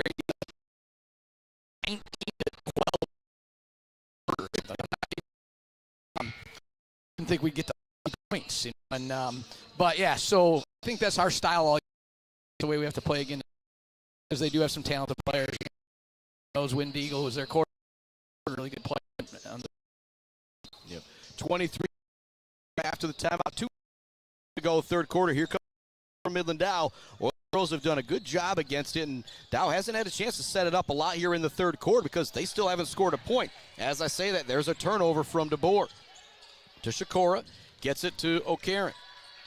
23-15. Oiler girls up by 8. You have yet to surrender a point here in the third quarter. O'Karen looking for some spot out to DeBoer. She's not afraid to pull it from 25, 30 feet, Mac. Down low goes. Nice block from Lexi Baroda. Laney comes up with a deal from DeBoer. And the foul play from DeBoer. She gets the hoop, the harm, and she hits the free throw line. And that's a Morgan Baroda type play right there with the hustle. Everybody's headed back down court. You think you're good to go if you're Mount Pleasant. And then DeBoer nowhere. The finish and the layup. Laney as well. Big time play. It's no good as the continue from the field. Has trapped in the corner, but she does a really good job keeping the ball above her head, which is something that's so hard to teach that. You want to put it down and put it on the floor, whether you're a guard, whether you're a center. She's able to draw the foul there. 1:7 left to go, 13-17. Girls ahead of the Chargers. Lucy Keys, couple front court. Duck it goes. Back to Keys. Fakes one way, dribble the other way. Wants to drop it back to Barodachuk. She'll get it. Now they kick it in the corner to Morgan Barodachuk. Let's take a screen from Hutchins. Now looking for the roll. It's knocked away by DeBoer. Good defense from the Charger girls. We stopped our ball movement. We were dribbling, right? You try to penetrate. We need to get back to moving the ball.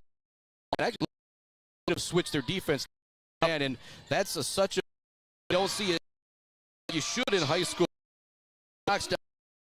Mac mentioned that a 3-point. It's 23-15 just moments ago. Now 23-20. Barochuk into the front court, gets it to Lucy Keys. She's double teamed in front of the Oiler bench. Waiting for the timeout. It's going to be knocked away. We do have a timeout on the floor. So that deep closing in 20 the score. 58 seconds left to go. Third quarter. Much love going on. Jay and Blocko pools fast. Kind of wins construction. Really well drilling man construction. Woods appliance and financials. Data batch baller of the game. When I think about that baller of the game, Lizzie Laney, Morgan Barodachuk are the two names that are coming. Laney's done a great job on the board. She's team with 9 points.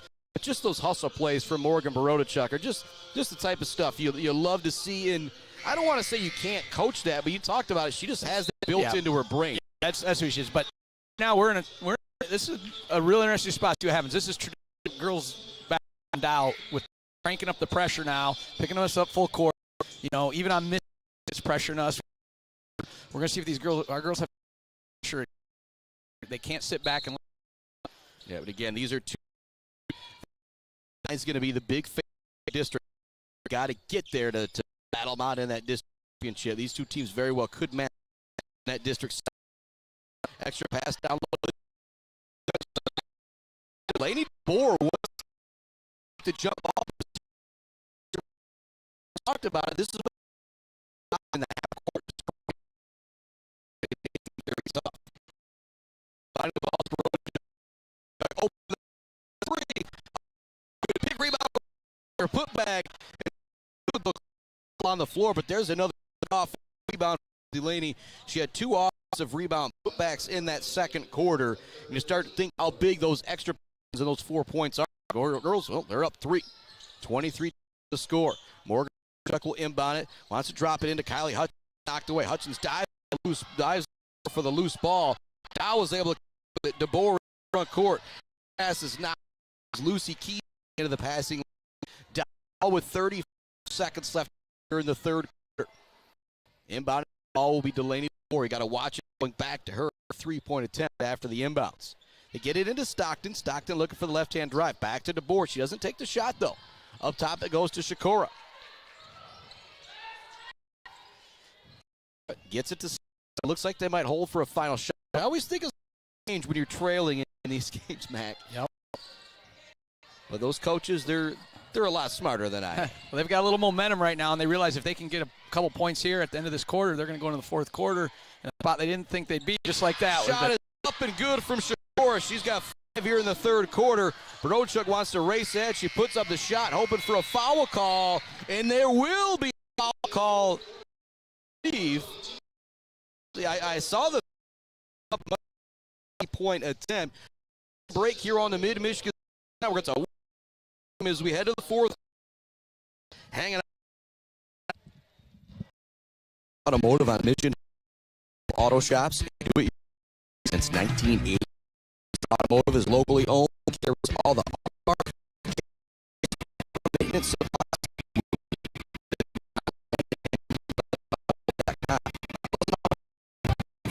Ours are local.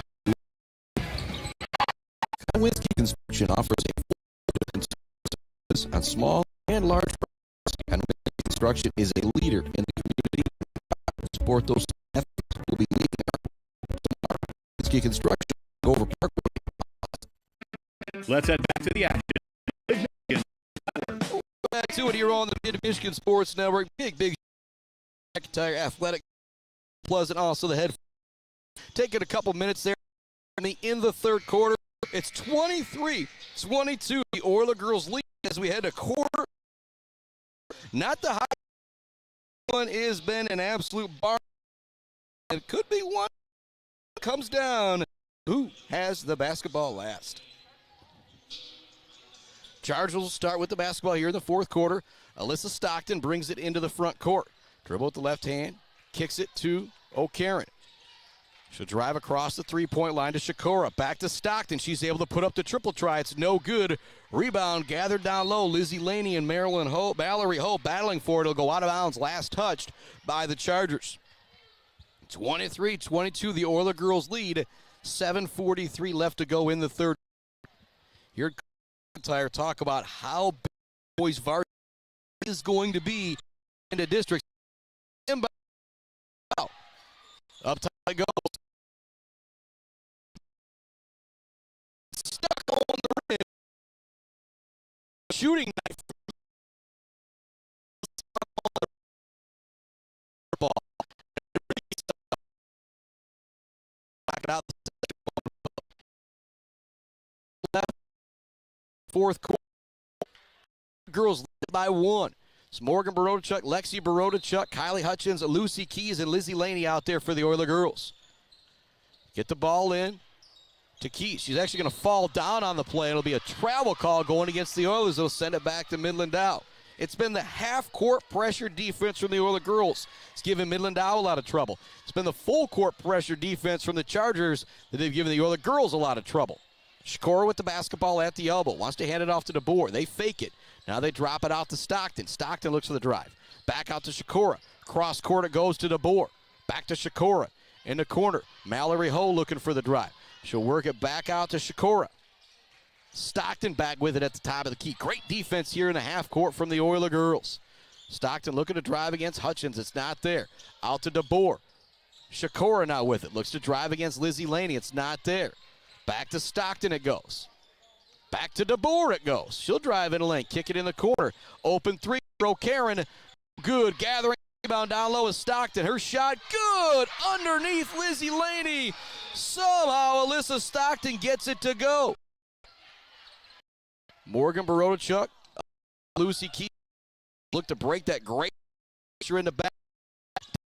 Cut by one. 24-20. Lexi for the answer. Good. Barodachuk gives on the floor.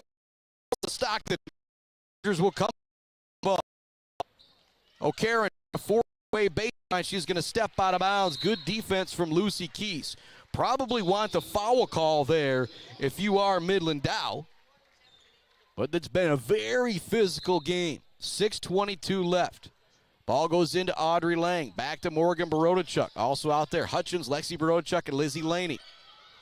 In the middle it goes to Lexi Barodachuk. To Kylie Hutchins. She'll put up the 17-footer. It's no good. Laney there for the rebound. It's tipped out of her hands. Trying to save it is DeBoer, but it'll go off of her teammate. It'll remain Oiler basketball with 6:08 in quarter number.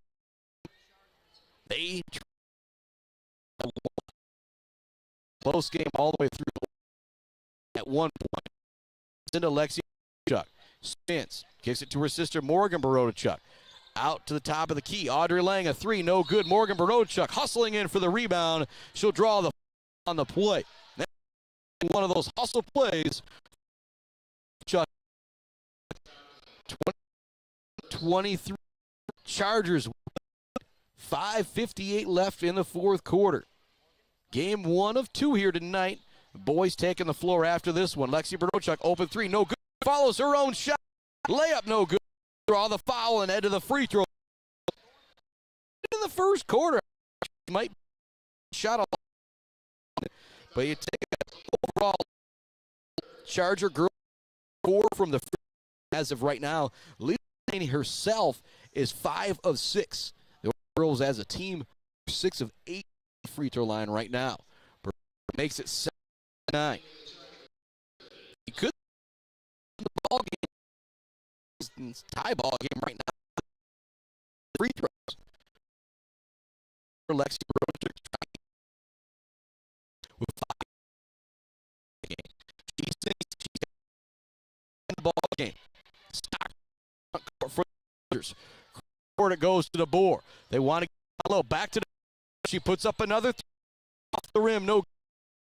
On Audrey Lang, but they're going to say out of bounds. Great help from Lang, but just couldn't get that toe down in bounds. On the floor. To see it for a 60. It's just a service. Bills All-American. Financial. Woods out. Bad melee with along with block. Winsky Construction. For oil and gas supply.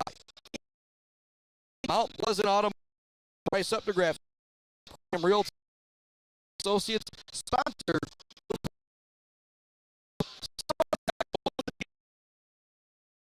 Girls.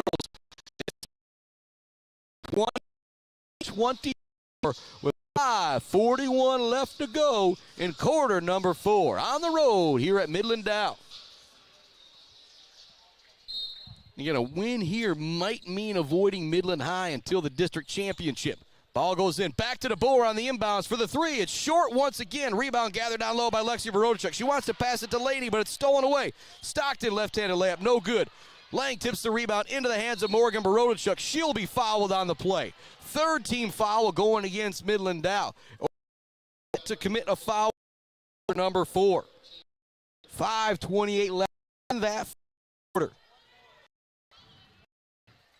Barodachuk inbounds it to Lang. Into the front court it goes for the Oiler girls. Lizzie in the middle. Kicks it back out to Barodachuk. The three didn't take it. Barodachuk, same thing. With the basket.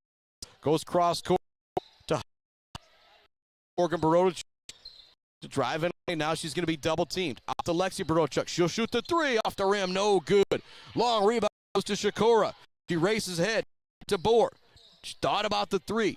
Wants to go up to the top of the key. It's going to go out. Mishandled from the Chargers.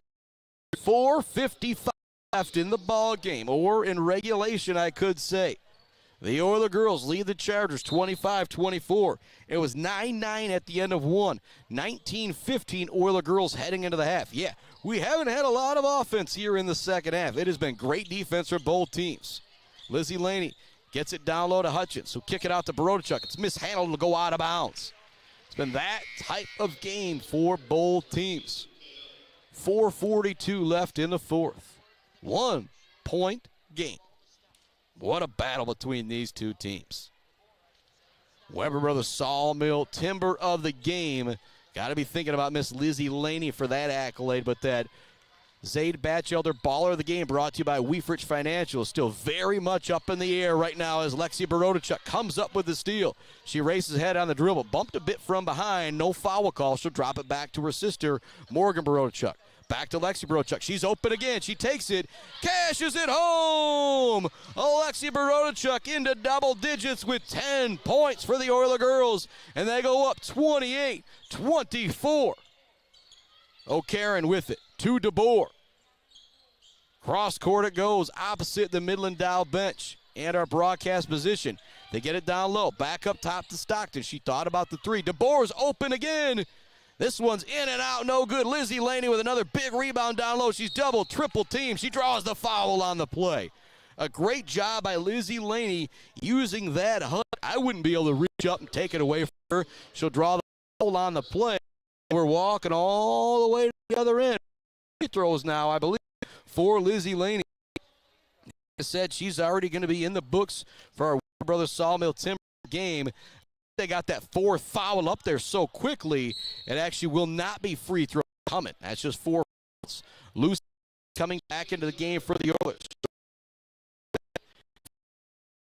They're up 28-20.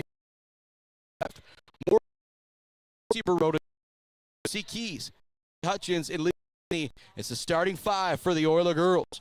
Barochuk in. Keys gets it right back. Goes to Barochuk. Great job breaking pressure by the Oilers. It back off to Morgan Barochuk. Instead, it goes to Lucy Keys, top of the key. With it, Morgan Barochuk. Down low, wide open. Turn, spins. So good. And he looks to gather down. Quite handle it, though. It goes off of her leg, out of bounds, back to Midland Dow. A game, it seems like, closing the deal, brought to you by Bryce Upworth Pradium Real. Girls had a chance to pop still there with a basket. 3:20 left. Been playing defense. Stockton, great. Shakur move, doesn't put up the shot. Deep three. Good. Morgan Barochuk 6 feet down. Goes up.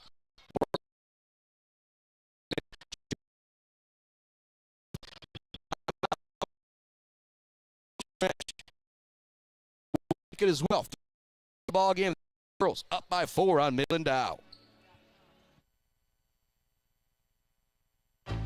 Bill's Custom Fab can handle any job you need, from large-scale steel building projects to fixing your favorite stainless serving pan. Bill's Custom Fab can weld and fabricate anything. Call today at 989-772-5817 or stop by on Gover Parkway in Mount Pleasant. Jenna Gates And Kyle Gates here. We are the 5th generation with Gates Drilling and Service. We've been serving our friends and neighbors in Michigan since 1893.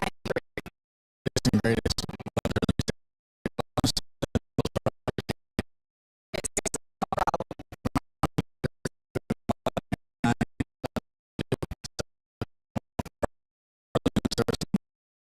Service for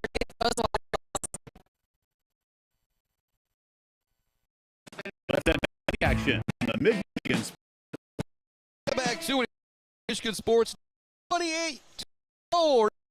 There's left in the fourth quarter. The Mount Pleasant Oiler girls have the slimmest of leads. They have the basketball. It's Morgan Barochuk, Lex Barochuk, Lucy Kylie Hutchins, and Lizzie Laney. DeBoer, Ho, Stockton, there for the Chargers. Want to get it down low. Thumbs up. It doesn't the shot she got. Up top. Looks to drive in. For the left. Great. Morgan Barochuk. The ball game. Triple try. Left-handed lift. Foul. She's points her second half. Maybe put it on the deck, or instead of trying to deep threes, Dow might be ahead of this game at least, but she can make a game here. It is 13 on DeBoer. 27 the score. Alyssa Stockton, really tight back court again. Gets it to Morgan. Up ahead. Alexa. She takes it all. She's got 12. Great from Lexi and a great break there from Coach French and the Olier girls. Oh, Karen thought about the corner. It down low. Mallory team. She wants to pass it out to Lizzie Laney. For the loose ball. Midland 2:02 left. Olier girls lead 32-27. Lexi Ducks got 12. Lizzie got 11. Morgan Barone got 6. The Olier girls. Shakora just throw it on the leg of Lizzie Laney as she was trapped in the corner. Great defense from Lizzie Laney. Here comes the inbounds from Shakora. Again, trouble from Lizzie Laney using that length to make it a difficult inbounds pass. Shakora with it to Stockton. Guarding her is Kylie Hutchins. Stockton looking for the drive. Scoop right-handed layup is good for Alyssa Stockton. She's got 8. Back to a 3-point game. Lucy Keith, the trap's going to be knocked. Or comes up with a loose ball. Shakora to Stockton here on the near side. She could tie it with this 3. It's good!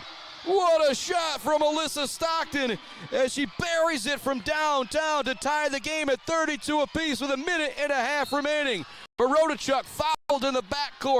That'll mean free throws for the Olier girls on the opposite end. It's also the 4th for Alyssa Stockton. That could be huge. The free basketball. Chuck at the free throw line. He's got 6 points. She's in every game. Chuck. Digit steal, at least double tips. Getting into the passing lane. She knocks down the first free throw to put the Olier girls up by 1 with 1:23 left. Second one is also good. She's got 8 in the ball game. Her and her sister have combined for a cool 20 in this one. It's 34-32. Olier girls in front. O'Karen with the basketball on the perimeter. Foul is going to go against Lucy Keys. They're going to say she got a with the handler there. DeBoer will inbound it near the Chargers. To O'Karen. The top of the key. And Alyssa Stockton wants the basket. It out to Shakora. Shakora back Stockton. Now she'll look defense. Go open 3. The Charger girls go. Aaron's second basket of the day. 30 to the front court. Kylie Hutchins. 5 seconds. Quarter. Clutch moments again. Caitlin Carey. Talk about closing the deal. Brought to you by Bryce Up to Grab Joe with Pradium Realty Associates. Wasn't closing the deal with a late 3 to tie it up. The Olier girls 2 free throws, and then Caitlin O'Karen buries another 3. Coach McIntyre talked about it. This 3-point shooting team, you know they're going to get hot at some point. First quarter, only 1 3. Second quarter, only 1 3. Third quarter, only 1 3. They have now buried 2 triples here in the fourth quarter.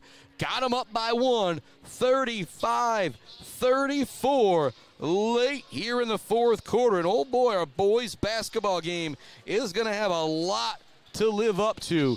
But the intensity of this gym risen about 100% in this fourth quarter. It's all the way through. The other, it's 15 at one point, probably our. They were up by 4. They were 6 at certain fourth. But I'll go back again. Coach McIntyre, dude knows what he's doing. Said he can't let them hang around. If they get hot from, it could be trouble. A couple fourth quarter. Up. 35-4 here on the mid. 35 seconds left in the game.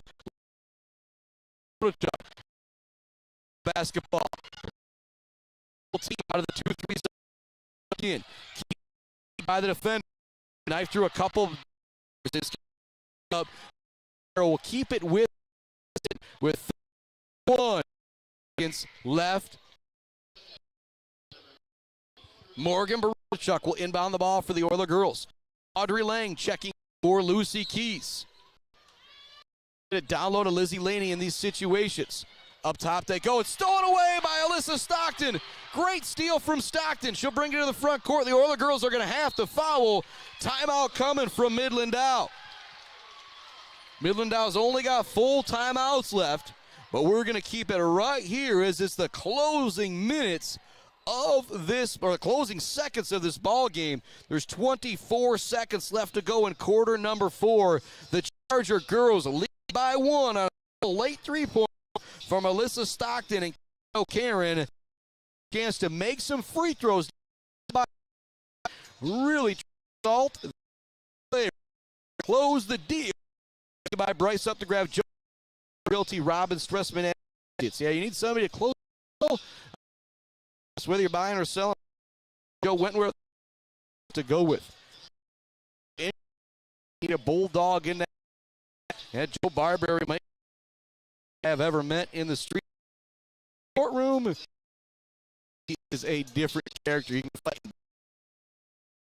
5:34. Fourth quarter. 5-1. Steal or foul here. Another timeout. As they're ready. Basketballers.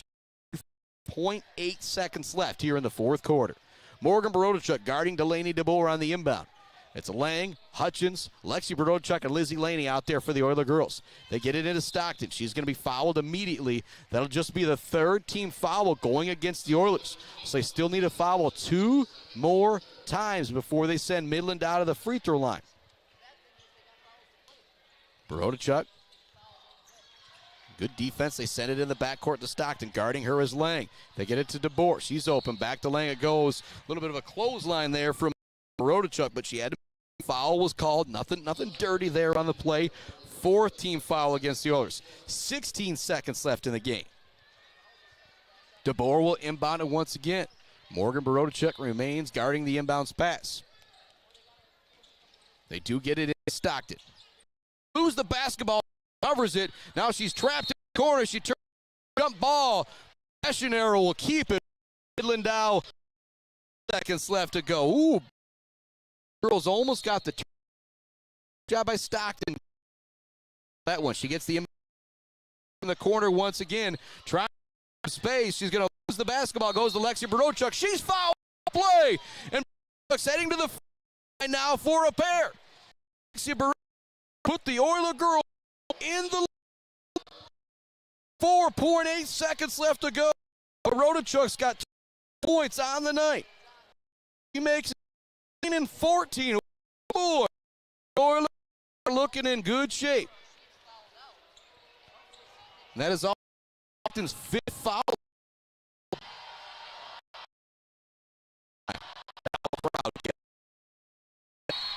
Sophomore hits that.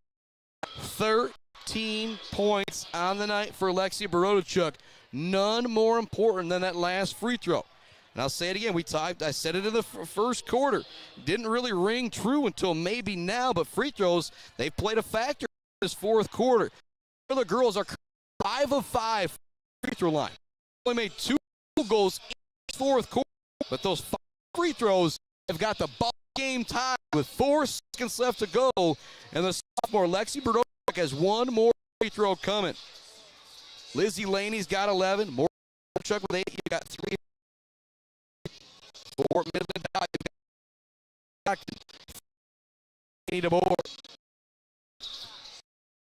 Barodachuk back at the free throw line. Another thing you have to worry about if you are Midland Dow, Lizzie Laney, Kylie Hutchins, very capable of gathering that offensive rebound. What a game this has been. And they say we could have free basketball heading our way. Barodachuk doesn't knock down this free throw. Lexi Barodachuk at the line. Down in the box, possibly ready for a tip-in rebound. Lizzie Laney. Hutchins back to fence. Audrey Lang. More Barodachuk. 4.8 seconds to go. Lexi Barodachuk. Girls in front. She sinks it. She buries it.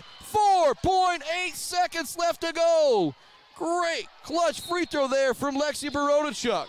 And I think everybody thought there was going to be a timeout on the floor, but I don't think Dow has any timeouts. Here we go, 4.8 seconds left to go. It's a 1-point game. Dow get it into Stockton. Stockton. No good! The Olier girls have for the victory. 36-35. They win it on 2 late clutch free throws from Lexi Barodachuk. Third All-American right after this. What for the girls, and winner is just our first game. Back with your post right after. Mally proud since the early 19th. We are family, 3 licensed, over 100 years experience. We specialize in 5-inch PVC water wells and systems ranging from 2 to 12 inches. Every 5-year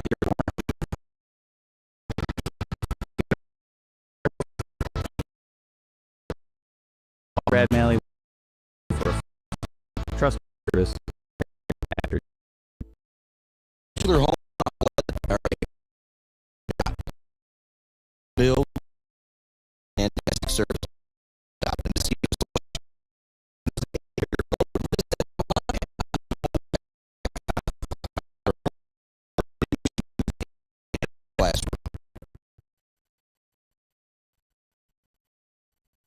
welcome to our All-American Girl Show here on the band is rolling. The Mount Pleasant Oilers take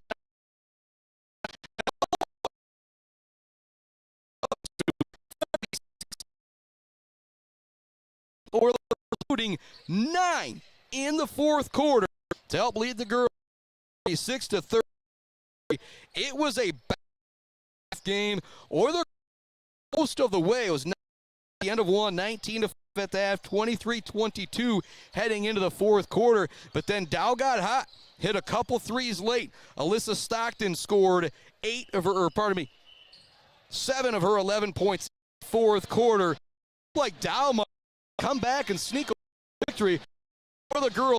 Great late defense and 2 huge clutch free throws from Lexi Barodachuk to come away a winner in our first game of the evening. Going to send it off to a commercial break here on the Mid-Michigan Sports Network.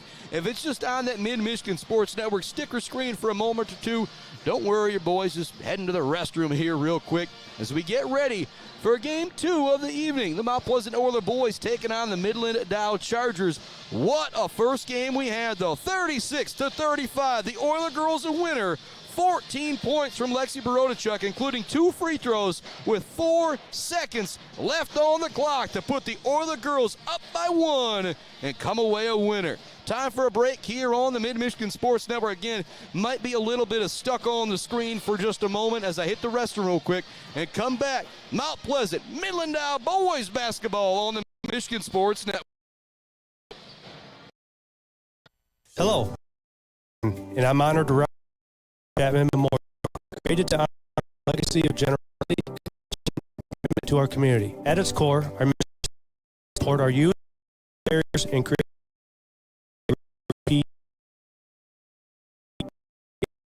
We are incredibly excited to support Michigan.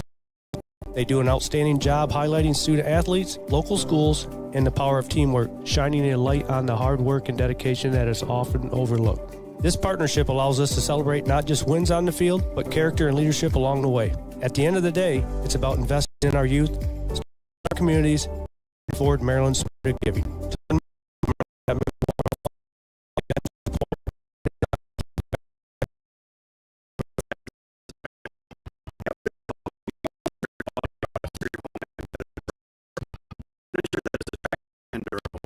Comfortable mattresses that last for years. Flooring that stands up to wear and tear. These are all products that last by trusted name brands like FlexSteel, Serta, Whirlpool, and many more. So shop the Woods way. Mumford Oil and Gas Supply is your one-stop shop for top quality products and procurement in the Michigan oil and gas industry.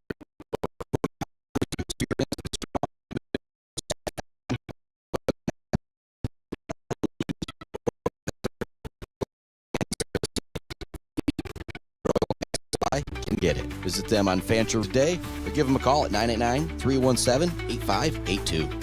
Malley Construction in Mount Pleasant are experts in residential and commercial construction. From poured walls, flat work, pipe work, and road work, Malley Construction does it all. And they are Michigan Department of Transportation pre-qualified. Malley Construction is family-owned and a proud supporter of local high school sports. Bryce Updegraff with Pradium Realty, Robin Stressman and Associates thanks the coaches and officials who put in the time to help student athletes achieve their dreams and goals. For all of your real estate needs, the Bryce is right with Bryce Updegraff. With Pradium Realty, Robin Stressman and Associates. The Dow.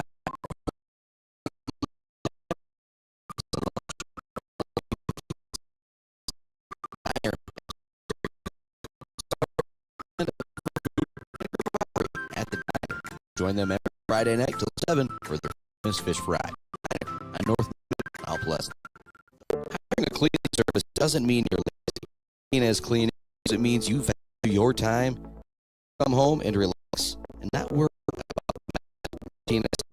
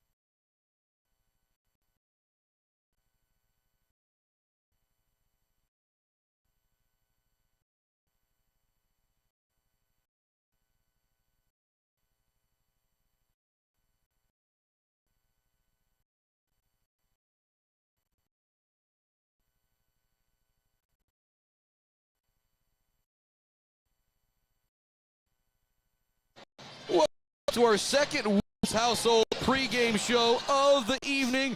Chris Bachman now joined by Jason Bub. Bubba McLean. I had McIntyre up here just a few minutes ago. I was just going to butcher it. I think I finally got it. It took me 10 years. You two guys? Probably more like 36-35. You were down on the scorer's table for that finish. And we were kind of glitching in and out a little bit, I guess, towards the end there. Talk a little bit about that finish, what you saw from the other girls battling back over and over again. Very similar to the Gaylord game on Tuesday. Just kind of played, basketball in the first half. Just really went our way. But that teams came out and played really well. But a couple things going there, and the teams did. They got kind of rhythm. But at the end, what it was, ability to Lexi made a that big three, and then the free throw line there at the end. But Morgan Brodachuk, Lizzie did a really good job. Boards in the second half, typically the fourth quarter. A couple more. Again, that was a great high school girls basketball game. I mean, no one more than I think maybe our biggest lead was theirs was ever. No one was going to game tonight. 2 huge wins today season over Midland Dow, which them and if I get 2 against them is huge. Yeah, when kids go to the free throw right now with 4 seconds left on the clock, it's not easy. Brochuk one to tie the game. She made the second one to take one. So the thing I noticed about that is she had been struggling a little bit from the 6 for 12 the other night, and so she moved back like a half a step because she's been hitting back iron.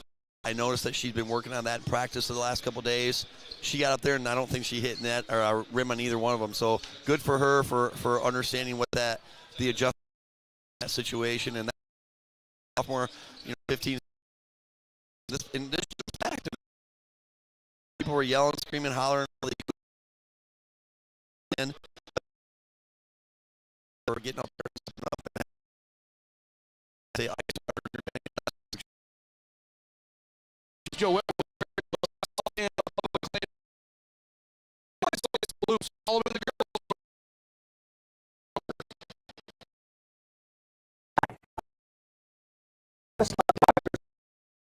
medicine.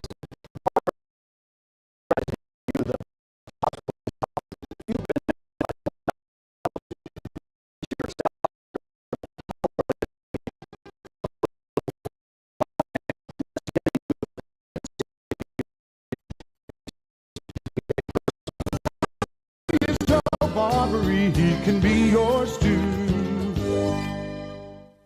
Konwinski Construction offers a full range of construction services on small and large projects. Konwinski Construction is a leader in the community and are proud to support those student athletes who will be leading our community tomorrow. Konwinski Construction on Gover Parkway, Mount Pleasant. Mount Pleasant Automotive on Mission has been serving local auto shops and do-it-yourselfers since 1988. Mount Pleasant Automotive is locally owned and carries all the auto part, car care products, and auto maintenance supplies you will need. Visit them online at caring for our local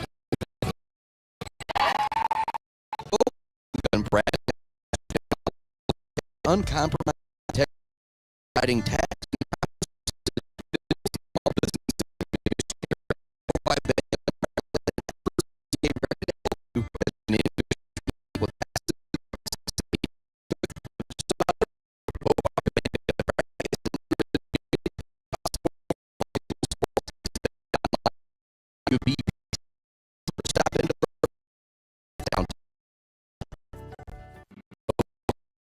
Robinson and Associates, athletes working hard.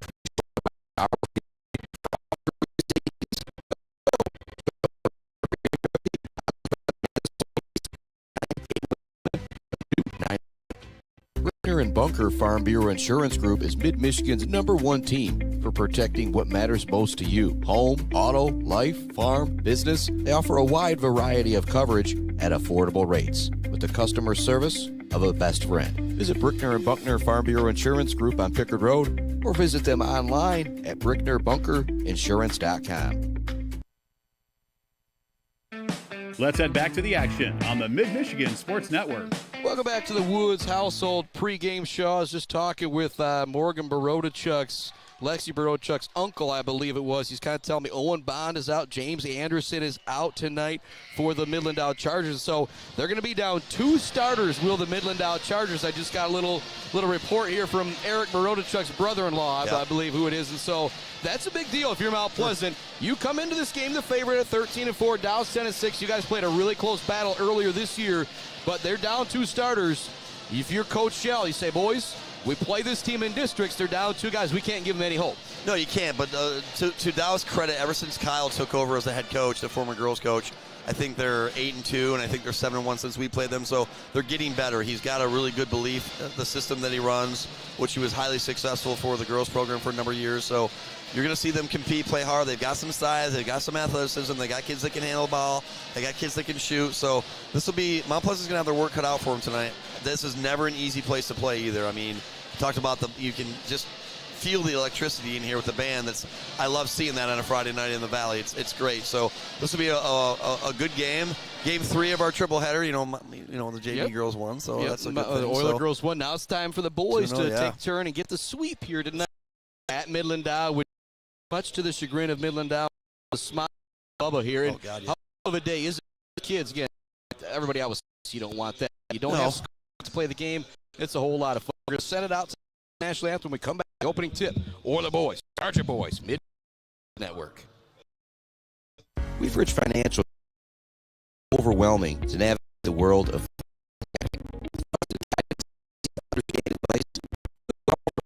financial future. Rich Financial assists people in all stages of life with a specialization in retirement and investment planning. Experience the power of working with an advisor dedicated to your success. Visit weefridgefinancial.com. Visit them in downtown Mount Pleasant. Call or text 989-953-7888. Weefridge Financial, member SIPC. Martinez Painting, Central Michigan's trusted painting professionals. They specialize in both interior and exterior jobs for your home and business. No matter how big or how small the job, they transform any space with quality and precision. Learn more by visiting Martinez Painting on Facebook today or give them a call at 989-317-5536. All Seasons Fireworks is a big fan of all the athletes, coaches, officials, and volunteers.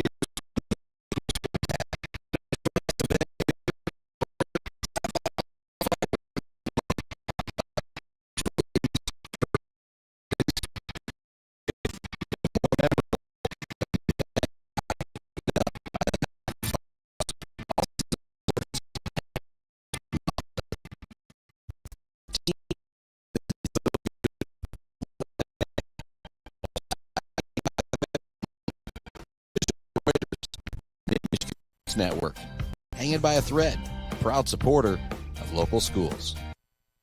GNS Mechanical in Wademan offers service and installation on everything for your home and business. From a simple filter replacement to furnace, central air service, and install, geothermal, and walk-in coolers and freezers. If you have a need, GNS Mechanical has a solution. Learn more at gnsmechanical.com or call 989-644-2106. Imagine a home that reflects your style with WW.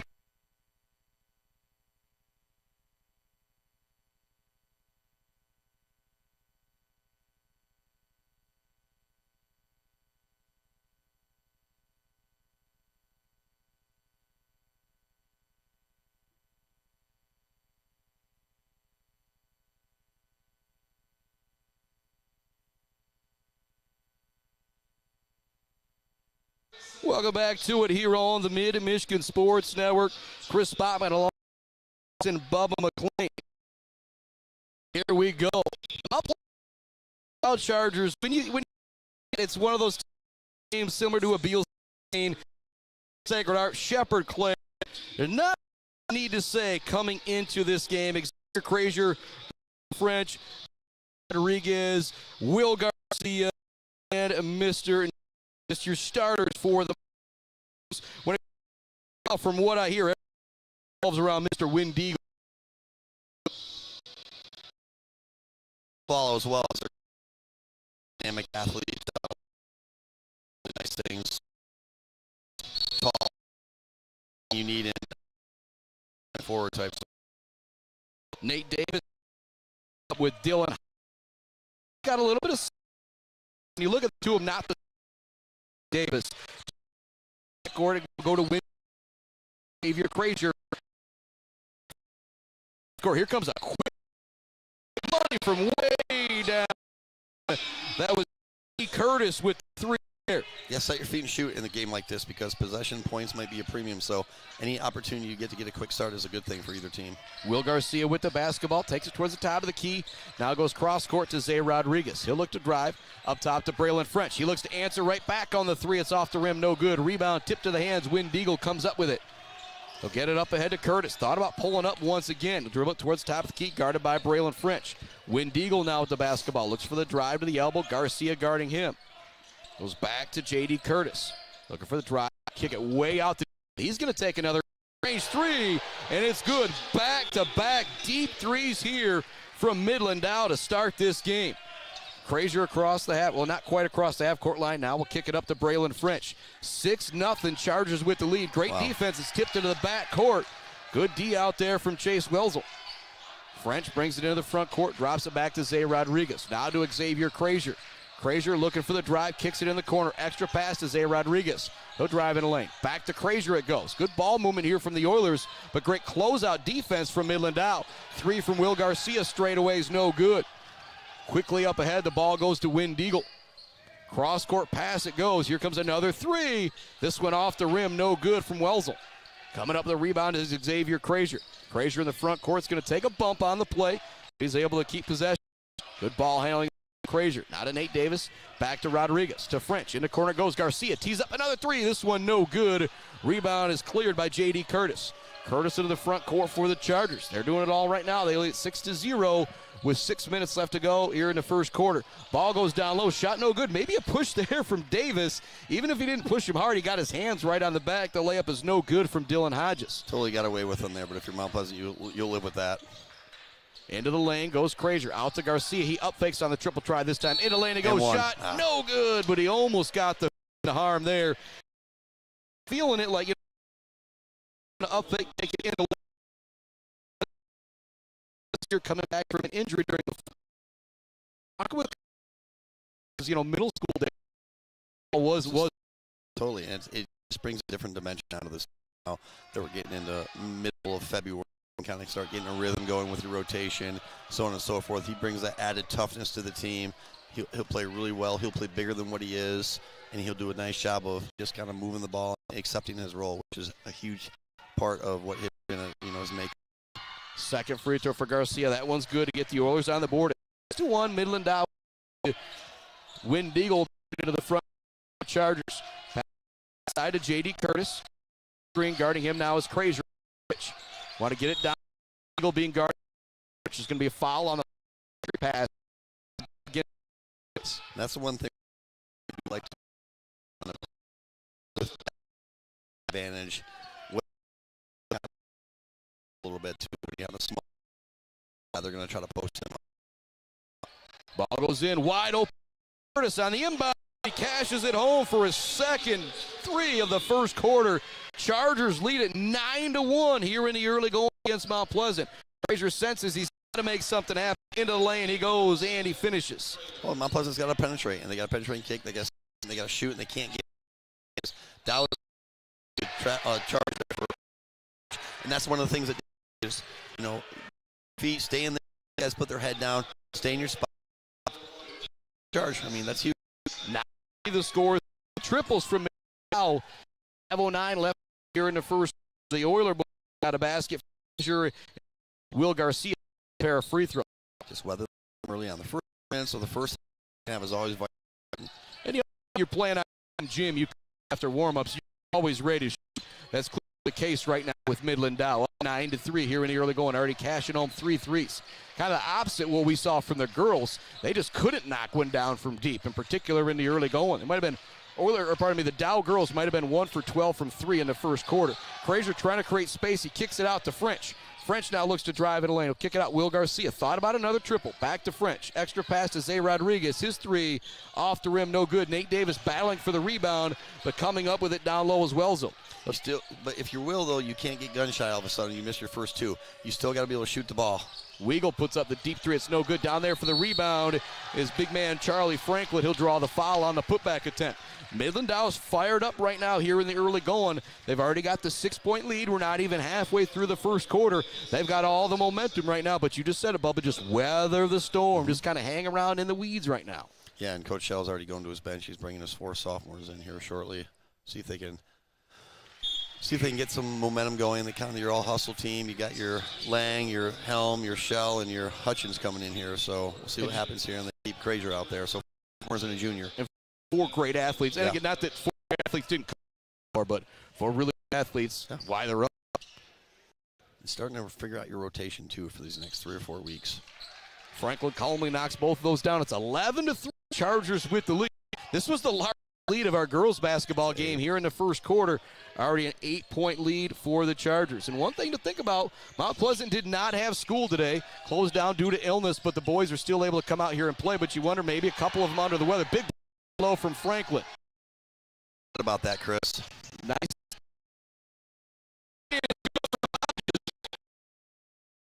Mumford Oil and Gas Supply.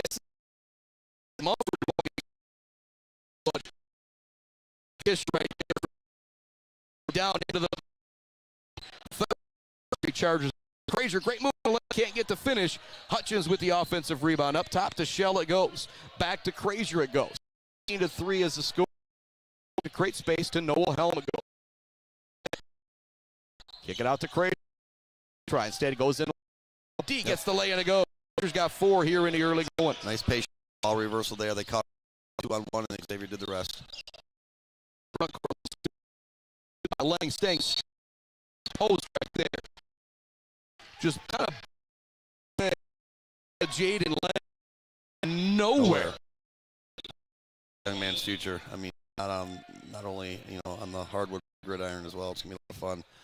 But again, see Mount Pleasant getting a little bit of rhythm here. Try to space out Dow a little bit, penetrating, kick it out, and then be able to also foul in the back going on. Frazier trying to get by Baldwin. And I don't know if neither of them heard the whistle. They just kept pretty funny. Both. It was just those 2 guys going at it. Yeah, I was just saying, though, Mount Pleasant just got to run their offense. Just got to run their stuff, 5-out motion, penetrate and kick, set your feet, make the shot, and defensively you just got to make stops. Okay, you got to negate their size on the boards. You got to box out and get in good position. And you just got to stop them, limit them to one shot per possession. Krazier into the lane once again. He's going to lose it, though. Franklin comes up with a ball. A little bit of contact. No foul. Eagle swings to Wellesley. Back to D3 instead. He up there. Works it here to the. They get it down low to double out to Wellesley looking for the. It's good. Chase now with a 3 here in the quarter. What a for mid lead at 16. Carried 4 first quarter for 12. Down low to Lang. Tries to save. Now to Tyler Shell with the right hand. Helm. Hutchins open more.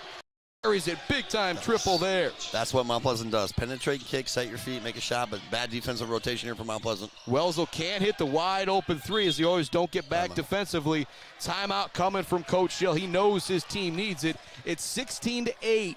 Dow with the lead with 2:05 left to go in the first quarter.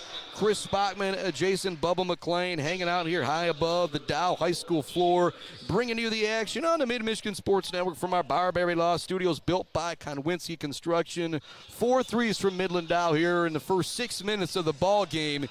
And this is one of those situations where they're going to get back to, no, you can't leave these guys open. No. The looks that they've knocked down have been open. You always think about guys shooting back to the norm if they've got the hot hand. That's not been the case with the 4 threes from Midland Dow. They've been able to knock down those shots. Well, Deagles had a couple, Deagles was pretty deep, but you expect that from him. But J.D. Curtis, 2 wide open looks for the shooter. And again, that's what you do. You penetrate, kick, you try to get Mount Pleasant to have to hedge inside on the penetration to leave a 2-on-1 to where you kick it out there for the guy who's wide open, and that's what they're doing. Again, Kyle Tyson, the coach, was at the girls program to earlier, has a really good other out, try to those gaps, open shooter, and that's basically, I mean, size, athleticism, it's a recipe for. Going to Crazier on the inbounds. He takes it all the way in the lane. He's going to charge, or pardon me, working call into the lane. He got that on the run on the over-the-shoulder pass. Nobody stopped ball. He took it all the way into the lane. I think a little too deep underneath the hoop was the Dow player trying to take the charge. Crazier's head of the line. He's got 4 points, and you could tell he sensed it that, all right, we've got to make something start to happen. The rest of the last few possessions. When you have the abilities that he has, I mean, he's just going to go as he can, create contact, free throw line. These are big points for Mount Pleasant. First free throw good, second free throw good for Crazier. He's got 6 points, 6 of the 10 for Mount Pleasant, and now all of a sudden it's 16-10, and at 16-10 it doesn't seem that lopsided anymore. Not at all. Gonna be lost on the perimeter, just barely saving it before it goes over the half-court line is Bennett Baldwin. Dylan Hodges with the basketball. Goes to Charlie Franklin at the top of the key. Back to Hodges on the baseline, trying to back down Shell. It's not going to work very well. Shot no good in the lane, but to be a foul call. Good job by Hodges there.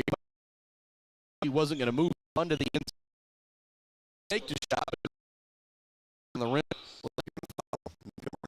At the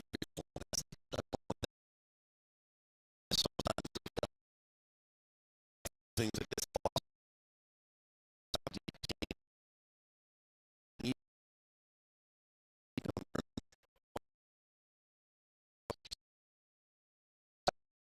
He's got 4.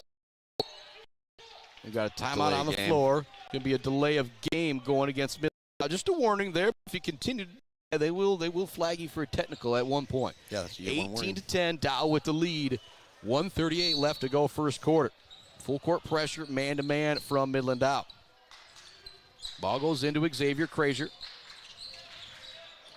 Crazier into the front court, using his speed, takes it all the way to lane. He's open for the short jumper. He gets it to go. Crazier with a great first quarter now. He has got 8 of the 12 for Oilers. Deagle into the front court. All right. A little bit of a bump there, no whistle. Goes back to Deagle, being guarded by Crazier. We're going to battle here. Down low, goes wide open. Everybody paying attention to that one. Man, sweet dish we've seen from Deagle here in the first quarter. Crazier into the front court. Kicks into the corner to Noel Helm. Catch and shoot for the sophomore. No good. Rebound. Last touch, they're going to say by the Oilers. They'll send it back to the Chargers. 54 seconds left to go. First quarter is 20-12. Those first pass three-point shots drive you nuts as a coach because there's just no rhythm yet. Move the ball a little bit. Mount Pleasant's the last 4 or 5 possessions have been pretty good because they're starting to move the ball, starting to get people involved. And that first pass shot, you can live with it, but you can also be really, really upset, especially when you're not in rhythm. Deagle brings it into the front court. Crazier guarding him. Drops it back to Wellesley. Back to Deagle. Deagle looking for a cutter. It's not there. Good defense from the Oilers here in a half court. Now Franklin looks to put it on the floor. Wellesley open in the corner. He cashes it in again. Another 3 from Midland Dow. Clock runs. It's 23-12. Oilers trail Midland Dow here in the first quarter. Inbounds pass is tipped, but it goes back into the hands of Zay Rodriguez, who was the inbounder. He'll bring it to the front court. Swings it to Crazier. Crazier to the elbow, looking for the floater. He's had the hot hand here in the first quarter. He's as hot as a Blocko Jacuzzi with 10 first quarter points. Problem, he's only got 4 from the rest of his team.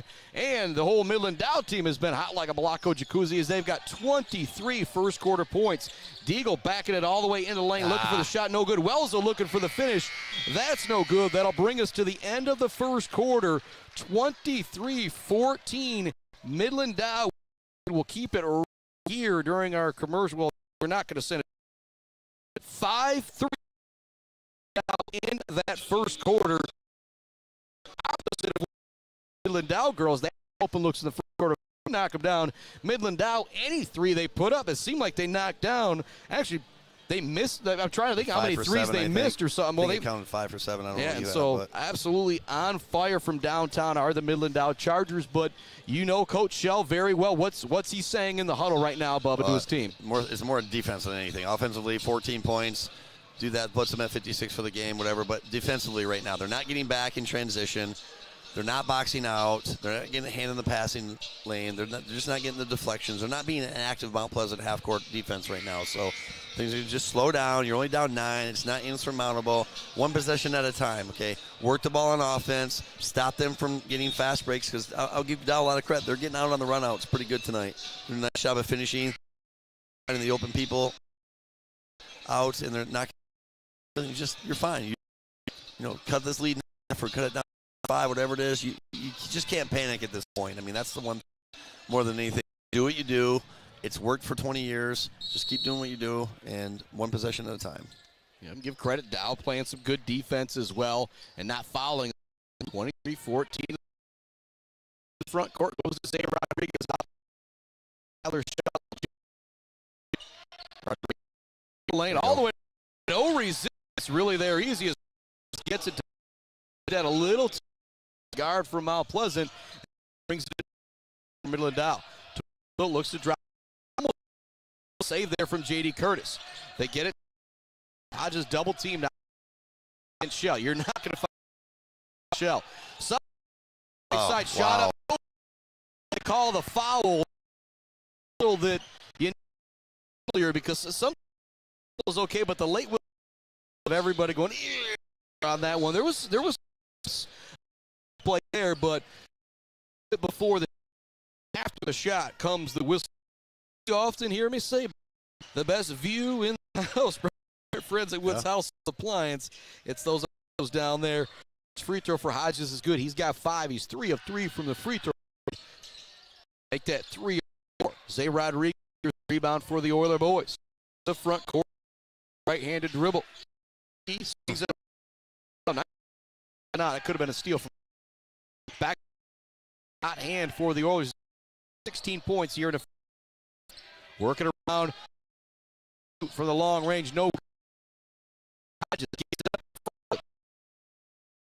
Franklin slow things down. Charlie's got 7 in the room. Mupford Oil and Gas Supply assist to the game, but we need one coming from the Oilers here in this one.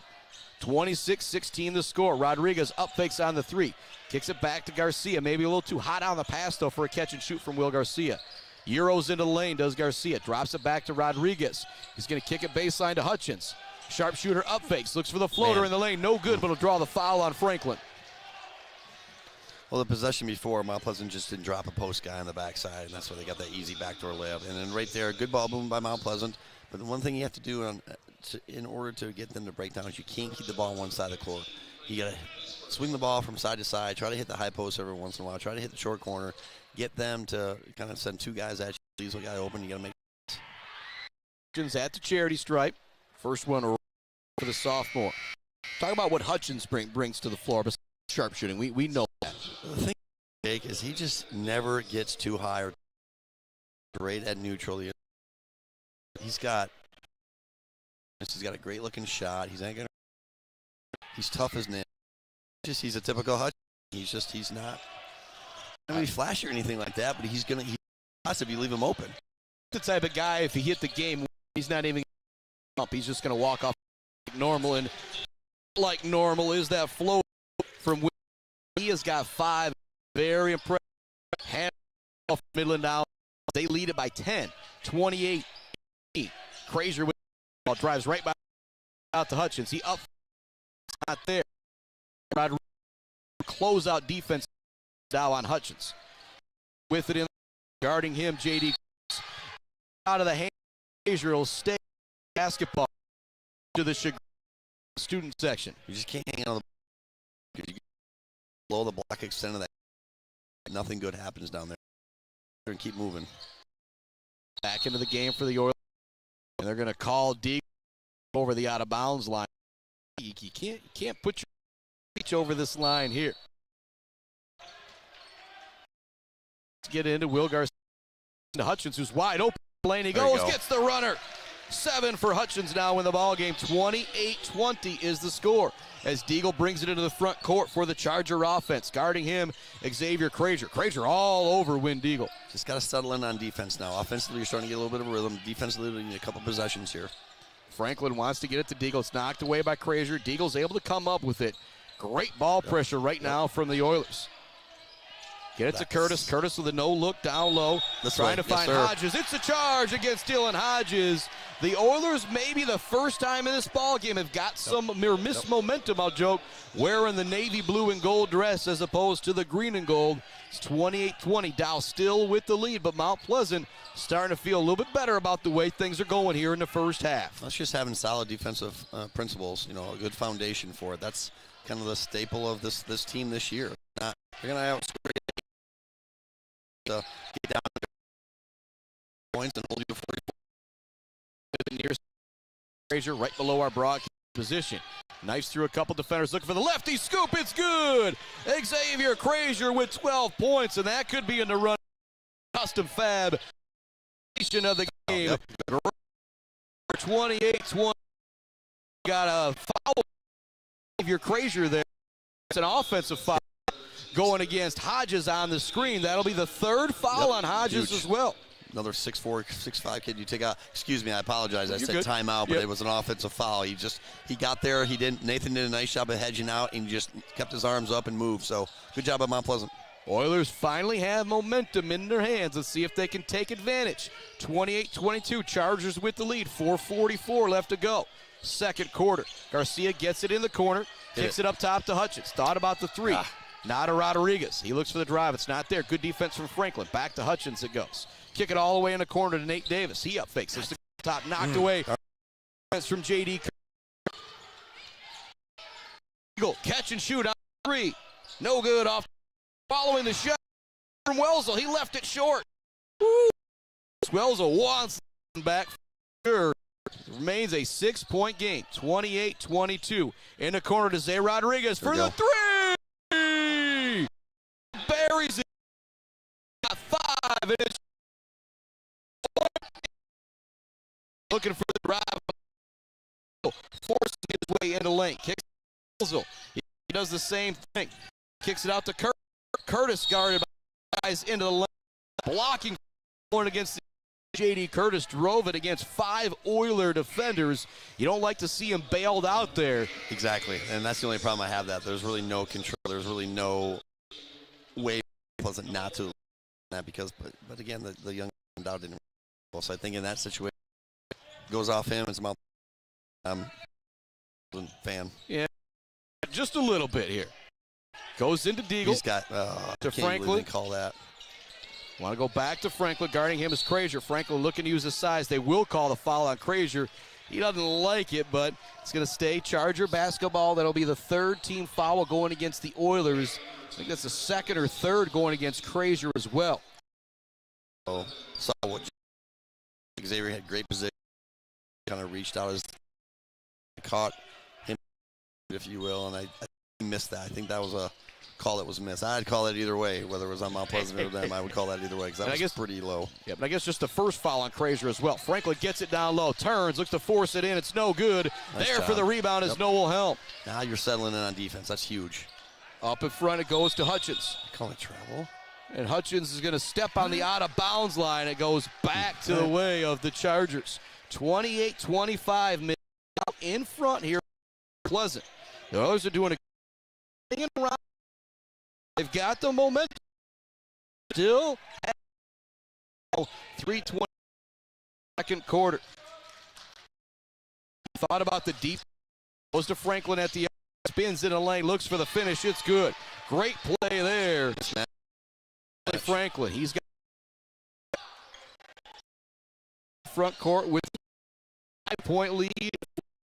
They led it 23-14 at the end of the first. The Oilers have not led in this game. Nice move by Garcia in the lane. He gets the short jumper to go. It's so nice having him back now. His third week back. He's getting his basketball legs into him. He's a very skilled player. Like you said, he was always a basketball player growing up. J.D. Curtis going into the lane. He's going to draw the blocking foul. See if they say shots are involved here. Wait to see if they're shooting 2 or not. And they will give him 2 shots. So J.D. Curtis heading to the front. He hit 2 early, but has been held score since then. 30-27 Midland Dow lead here in the. That's a tough one to explain to your kid right there, just because you don't What do you tell him in that situation? I mean, pretty good defensive position. Could have been a travel. No control. Goes both ways. You got to assault sometimes. Second free throw does drop in for Curtis. He's got 8 first-half points for the Chargers. They lead it by 6. Zay Rodriguez hustling into the front court with the dribble. Looks to drive by the defender, Franklin. He'll kick it to Braylon French. French fakes one way, goes back to Rodriguez. Far side of the court, opposite our broadcast position and the Charger bench. Now French with it. Looks to go by the defender, Welzel. Skip it. Yep. Skip it up to Crazier. Thought about going over to Garcia, but Crazier's going to hold the basketball. He wants the 3 off the glass, no good. Can't bail them out with that type of shot. I mean, moving the ball pretty well, and you're only down 5 at this point. Make them work on defense. The chances of them breaking down are much greater. Bennett Baldwin wants the NBA range 3. It's no good. Or pardon me, that's Curtis with the 3 that's no good. It's Baldwin with the rebound. Back to Curtis it goes. He's going to get called for a carry on the play. 32-27. And that's something you and I could probably talk a long time about, seeing those calls called every game you play. Carry. The way the ball. Leniency these days. And as who worked on that back, he'll handle it pretty well. That's one of the things I'm like, come on.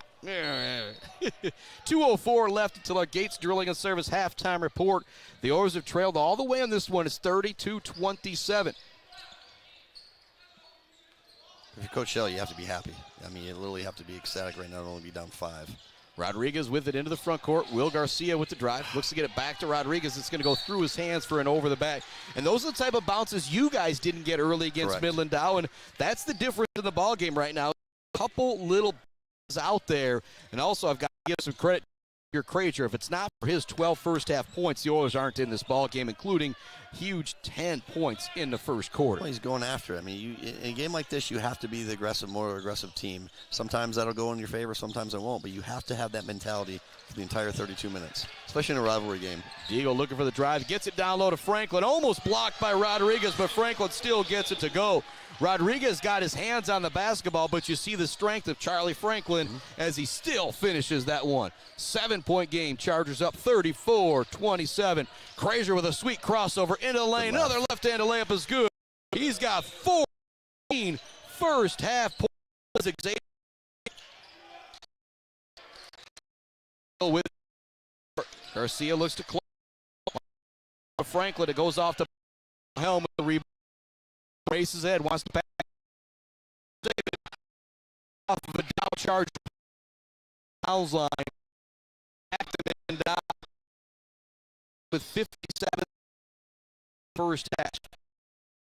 Being like this, okay? Mount Pleasant's already kind of above their scoring average for the half right now this year, and Dow's just kind of methodically getting easy baskets here and there. You just, again, if you're Mount Pleasant, you just got to be able to stop them from every 2 or 3 possessions.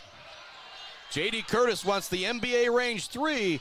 No good. A little bit of contact between him and Crazier. Crazier fell down, which allowed the open shot. He couldn't connect. Crazier right by the defender. Kicks it out to Rodriguez for the 3. No good. Rebound tipped into the hands of Xavier Crazier. Boy, he's playing well out there. Up fake shot. No good, but will draw the foul. Nice job. Crazier is willing his way, or willing to, I'll say willing his team to win by 5, but keeping the team in the game right now. Well, you saw it all fall, too. I mean, you're seeing it with him coming back from this ACL injury a year and a half ago, that he's got that mentality. He's kind of grown up. He got 2 younger brothers. And his dad's even said his mom's the most competitive one in the family. So, you know, that's nice to know when you have 2 parents that are that competitive. And that's what happens when you have that environment. I bet you Xavier's not won a whole lot of games of checkers growing up. Free throw, no good. Big rebound from Noah Helm. Out to Rodriguez. 3, no good. That would have been huge. Charlie Franklin gets the rebound. Actually tipped by the Oilers. Great hustle. Helm now in the lane. All the way to the hoop. He lays it in. And it's just a 2-point game just like that. Deagle races into the front court. Down low to Franklin. Looks to finish. It's going to be waiting for the whistle. Waiting for the call here. It's going to be a foul going against the Oilers. Waiting to see if they counted the basket moments ago. They do have it for 2 more points for Charlie Franklin. 36-32, but then there was the late whistle. I don't know what the whistle was. Yeah, but the Oilers are going to be, it might have been a warning for a foul for a flop out there, actually. I just heard the Dow crowd yelling flopper. Rodriguez open for the catch and shoot at the buzzer! Bam! There we go. Rodriguez has got 8 heading into the half, and that'll make it 36-35. The Dow Chargers with the lead, but they've got to feel like they should be up a whole lot more than they are right now. I believe we will have a longer halftime here as they're going to have some Hall of Fame stuff going on. So we're going to send it off to This Week Sports with John Ross, but McLean could come back with a station as well. Just battling back in the quarter, not only trail by 1, heading to our Drilling and Service halftime board. Dow leads at 36-35. Back with more after this. The Mid-Michigan Network. What a great second half. Hi, I was just like Dr. Medicine, law.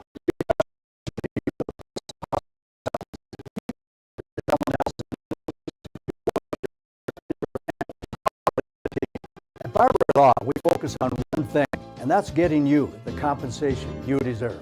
Every case we take, personally.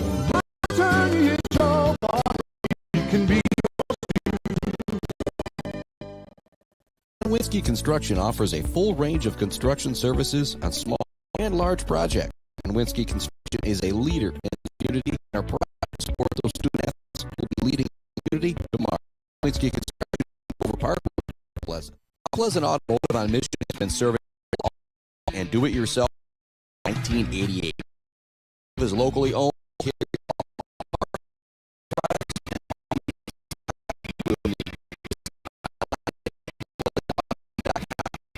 Automotive, caring for our cars and our local student athletes.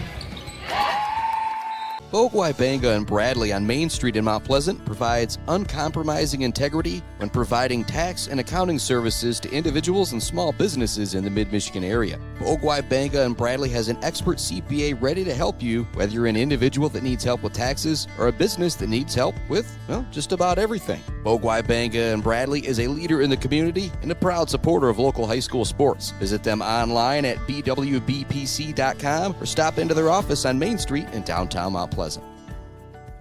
Joe Wentworth with Pradium Realty, Robin Stressman and Associates is a proud supporter of our local high school student athletes, working hard and showing pride for our community. For all of your real estate needs, go with Joe. Joe Wentworth with Pradium Realty, Robin Stressman and Associates, 989-817-291.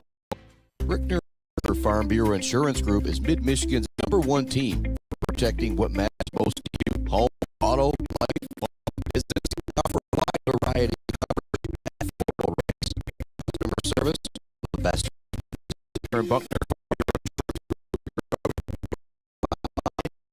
Bunker Insurance.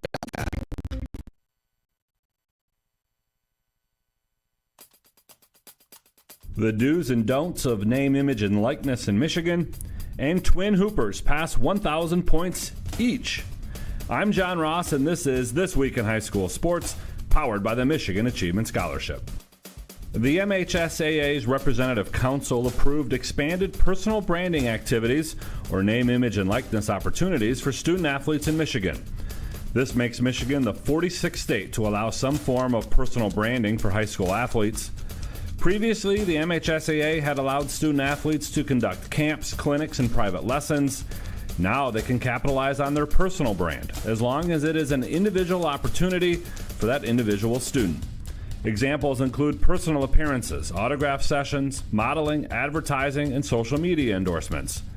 But it cannot involve collectives, individuals associated with their school, pay for play, or include the name, logo, mascot, or other trademarks of that school. All personal brand activities must be reported to the MHSAA within 7 days of acceptance. For more details on what is and what is not allowed, and frequently asked questions about PBA or NIL in regards to MHSAA regulations, please visit mhsaa.com/NIL. It's time for Game Balls, when we highlight a trio of standout performances from the past week. First, Ypsilanti Arbor Prep's Angela Megason scored 50 in a win over Ann Arbor Central, and a school record 53 in a win over Detroit University Prep Art and Design in back-to-back games. Otisville-Lakeville Memorial wrestler Fred Hammond won his 200th career match as the Falcons won the Tamonta Hill Team Tournament title. And to Ashton Richards of Remus Chippewa Hills Bowling, who helped his squad to their first undefeated season in program history as they beat Big Rapids and Tri-County over the weekend. Richards rolled a team-high 233 against Tri-County. The Michigan Achievement Scholarship is funded every grad every half. Odds are your high school senior or recent grad will qualify for tuition-free community college, up to $27,500 at a public or private university, or up to $4,000 for a trade school or career training program, no matter their GPA. Wherever your child is headed, there's free money to get them there. Simply fill out the FAFSA to apply. Get started at mi.gov/achievement.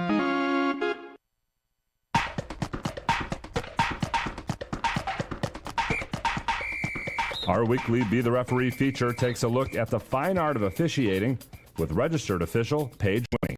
We're back on the today, ready to follow the third frame. We recorded the first two frames, and we're now away from birdie. We pull a perfect ball that hits the pocket with power and sends all 10 pins flying. What a shot! 3 strikes in a row, so we think. Once the pins settle, we notice that one pin bounced off the sidewall and landed upright back on the lane, like it had never been touched. But we know it was knocked down to begin with. It's a strike. Get your spare ball ready. It's a knock. The pin is still standing for a throw. No matter how, it's still considered a standing pin.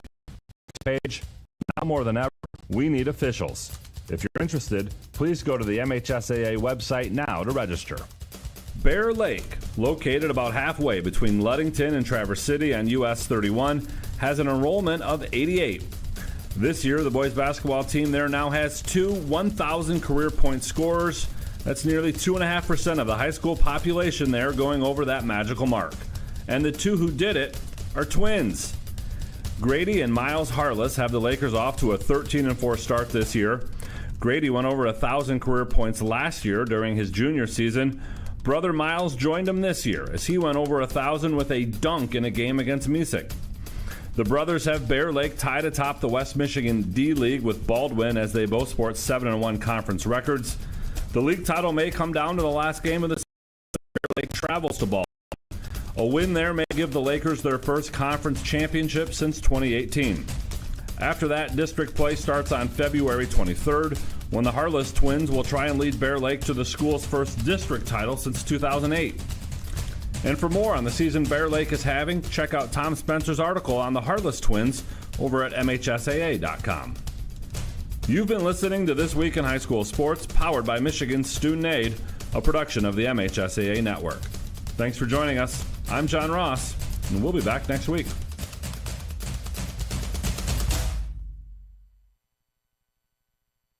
Value is not just a price. When you buy something for your home, it's an investment. Knowing that you're getting a great deal and service after the sale is priceless. At Woods Household, we only carry quality products for your home at competitive prices. Furniture that is attractive and durable. Comfortable mattresses that last for years. Flooring that stands up to wear and tear. These are products that last. Name brands like Serta, way. Pools and Spas is Mid-Michigan's number 1 destination. Earn your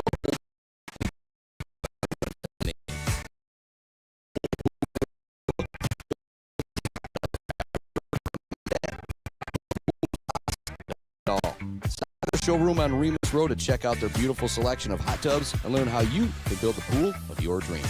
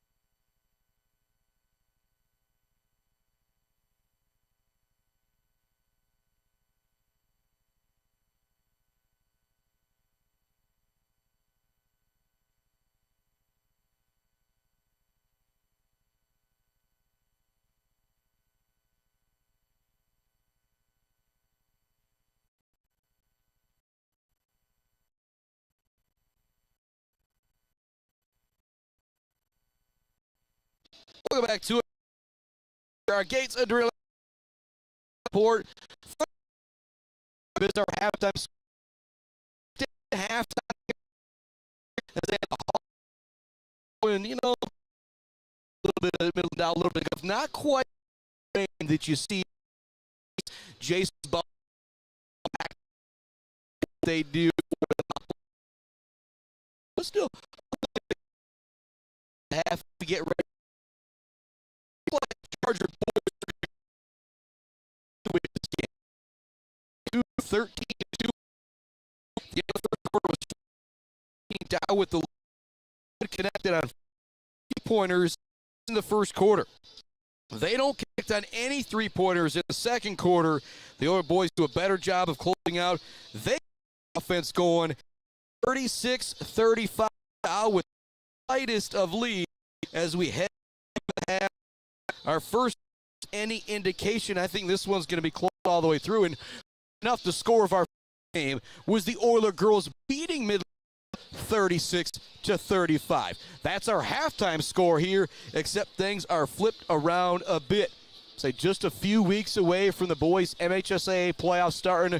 Talking with Austin Shattuck from Buck 92, it appears that they will stay at the Academy in downtown Mount Pleasant for their playoff coverage, which will most likely have us going up and over to Farwell for Beale City boys basketball coverage. But the winner of this game, it's a huge deal. The loser of this game most likely matches up with Cadillac in the district semifinal.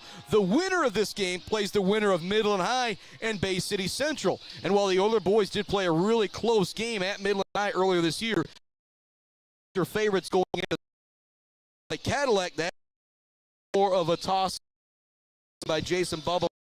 Just kind of breaking down playoff scenarios that Jason McIntyre was telling me moments ago. The winner of this game plays on Wednesday, most likely versus the winner of Midland High, Bay City Central. Midland High gave the Olier boys a really good game earlier this year, but you'd be big favorites going into that one as opposed to a Cadillac team that you split with this year. Yeah, and to take that first Cadillac, I guess, with a little bit of, just because it was 2 days after the game, didn't have 5 kids and got roughed up there a little bit. But then the second time playing there, you know, it's one of those things that it happened, and we had the success and we were sure of it, but you saw that second game against them. You had both strength, and we had. You guys put it up. I won. Oh, I won. It was a good game. I was able to watch that. Yeah, I mean, that's having Will Garcia back now, getting that 8, 9, 10-man rotation. These next couple weeks are huge for playoff. I mean, like Coach Mack said, this is for the rest of the season. I think the boys' heritage coming up yet again, I believe, and yeah, they still got a couple big ones out there, and somehow maybe get 15, 17 wins perhaps. Shell just every year 13, 14, 15 wins. Boys, pre-game show this service games blending.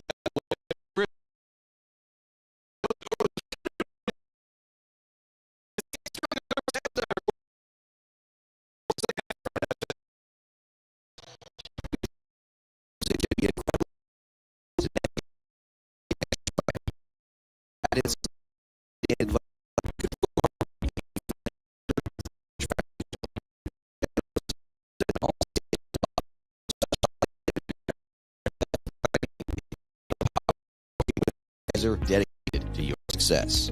Visit WeFridgeFinancial.com. Visit them in downtown Mount Pleasant. Call or text 989-953-7888. WeFridge Financial, member SIPC. The Bird in downtown Mount Pleasant, open every day but Sunday for lunch and dinner. Delicious pizza, the world-famous Bird Burger, handcrafted, fresh-baked subs, many apps, and much more. There's something for everyone at The Bird in downtown Mount Pleasant, where friends gather like family. The Bird, supporting high school sports in mid-Michigan for nearly 100 years.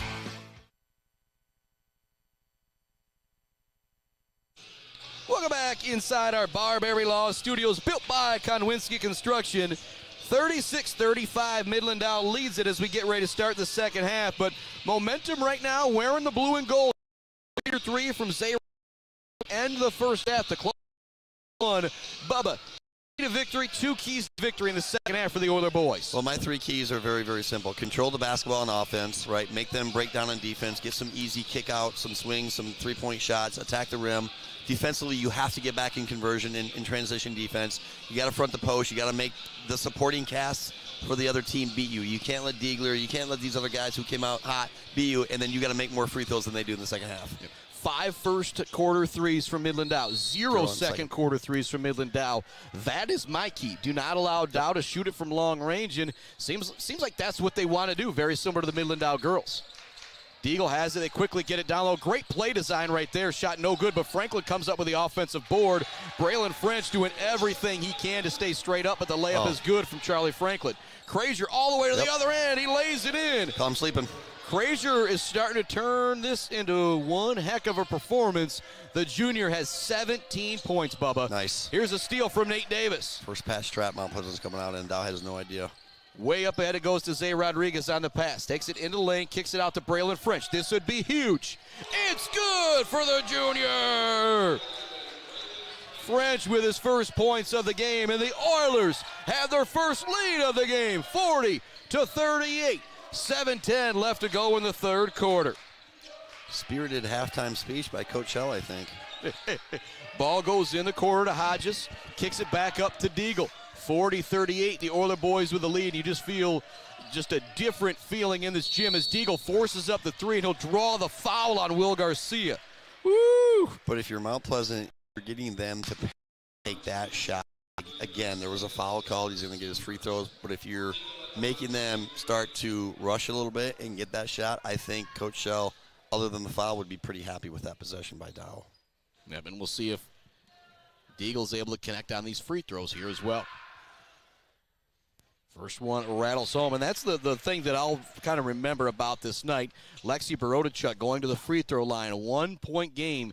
She hits them both to put the Oilers up 1. You guys win it 36-35, which coincidentally enough was our halftime score here you for noticed this that one. too. Yeah, I was going to say something, but I didn't. Yeah.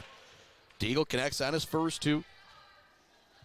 Star with another one here. That one no good. Rebound goes into Xavier Crazier into the front court for the Oilers boys. And kicks it into lane. Rodriguez. They go to Braylon French. Kicks it in the corner to Nate Davis. The 3 in the corner. It's no. Rebounded by Charlie French. One of those shots right there. You want Davis to take that shot because you need Midland Dow to respect it. As Davis comes up with the steal there on the other end. I think Coach Shell would disagree with you on that. But off to Xavier Crazier. To Zay Rodriguez. Knifes his way through the D, looks for the layup, it's good, and a foul for Rodriguez. Man. He's got 10, can make it 11 with the free throw. His quickness is just on another level. You're not supposed to have favorites as a coach, and I don't, but this past fall, and I talked about it, I think, a couple weeks ago, the maturity level that he showed, he never gets rattled. He, like Xavier, they just never get rattled, and you saw that on the football field this year, and you see the basketball court, and he's a huge basketball fan. Obviously, he's been in the gym. The only downfall is he's a fan. That's his only downfall. Here comes the and one opportunity. Yes, off the rim, no good. Rebounded. Gets it. Free throw. Sorry, Chris. We talked about those. You got to be in the game. Trying to find some space. Slow to Franklin. By Xavier. Second. Sleepwalking. Nice. All the way to the hoop. Forces it in. He is 19. What a game for Xavier Crazier. They Batchel, their baller of the game. I think at this point, he gets the finish. But nice. 44-42. Oilers on top of Midland Dow. Epic battles here at Midland Dow High School on this Friday night. The Oiler girls win it by 1. Garcia tees up the 3. In and out, no good. Rodriguez tips the rebound to Nate Davis. He's blocked. Davis gets it back. Back to Rodriguez. He'll kick it back to Crazier as he'll set it up. Great job on the tip, though, there from Rodriguez to get another possession for the Oilers. Braylon French catches it here on the near side. In the corner, it goes to Will Garcia. Garcia drives to the elbow. He'll pick up his dribble. Drives to the basket. He's got 10 points. He's got 9 points. What a game for Xavier Crazier. They Batchel, their baller of the game. Wants to hand it off to Rodriguez. Good defense, though, not allowing that play from Bennett Baldwin. Now it is Rodriguez, guarded by J.D. Curtis. He'll kick it in the corner. We've got a late foul going against J.D. Curtis.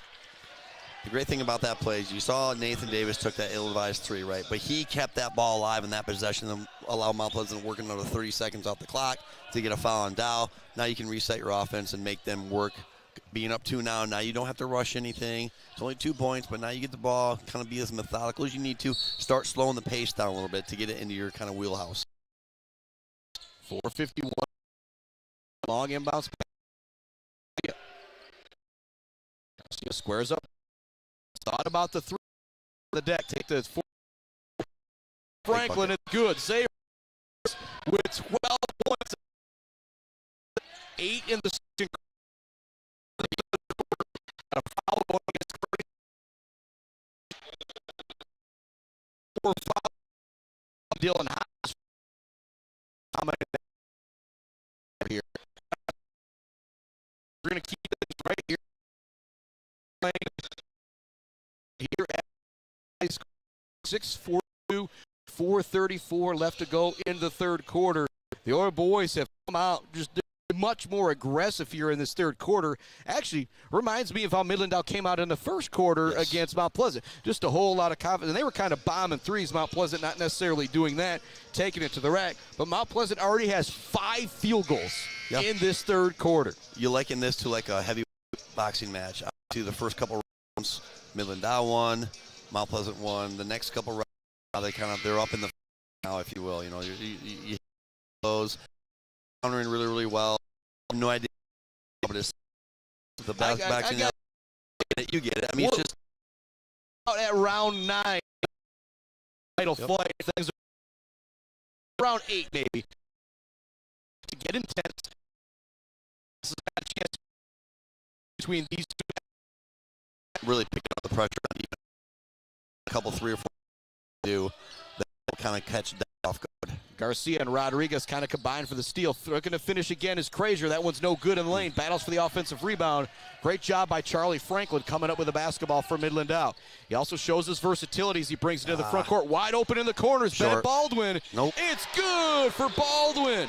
He got 5 to a 1-point game. And big play after big play for these teams.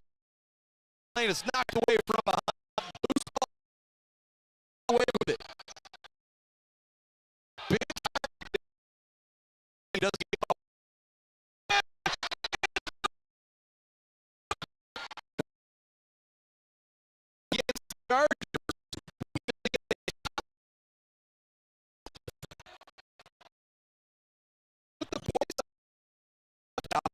by 2. Back-to-back 3 win. Down to 48-40. Fusion there is the and they had a reset. Officials stop. Everybody is on the same page.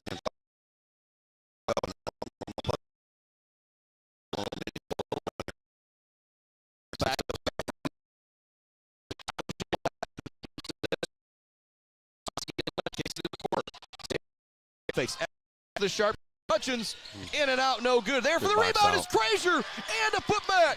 Krazier's got 21. We're tied at 48. What a game, what a performance from Xavier Krazier. Superstar quarterback, now doing it out here on the hardwood as well. J.D. Curtis wants a jumper, no good. Long rebound goes to Franklin. He turns, spins in the lane, wants to put up the shot. Nice, looks Jake. to find Baldwin open, but it's stolen by Jake Hutchins. Hutchins looks to beat everybody down for the layup. Good, it's going to be knocked on the play. They say last touch by Dow. Nice Technical job. foul going against Charlie Franklin. And slams the back padding there. Maybe a little bit of a tough one going against Franklin. Officials get together there to sort it out. But it looked like he might be playing here. He had all the time. The demonstrative language that got that, or the body language that got to go as A. Rodriguez free throw line. For this moment, technical foul with 4 left in the first free throw from Rodriguez.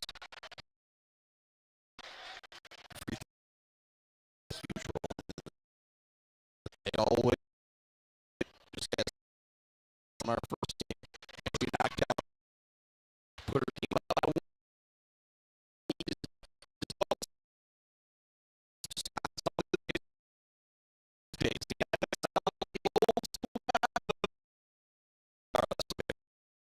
One thing I challenge do is the free contest. We played in one.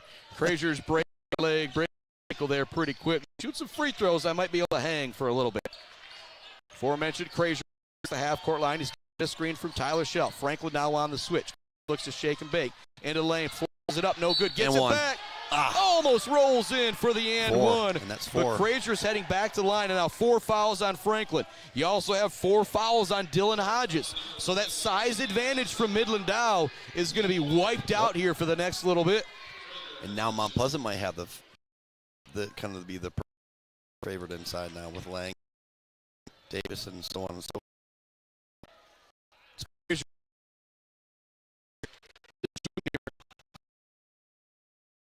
He does.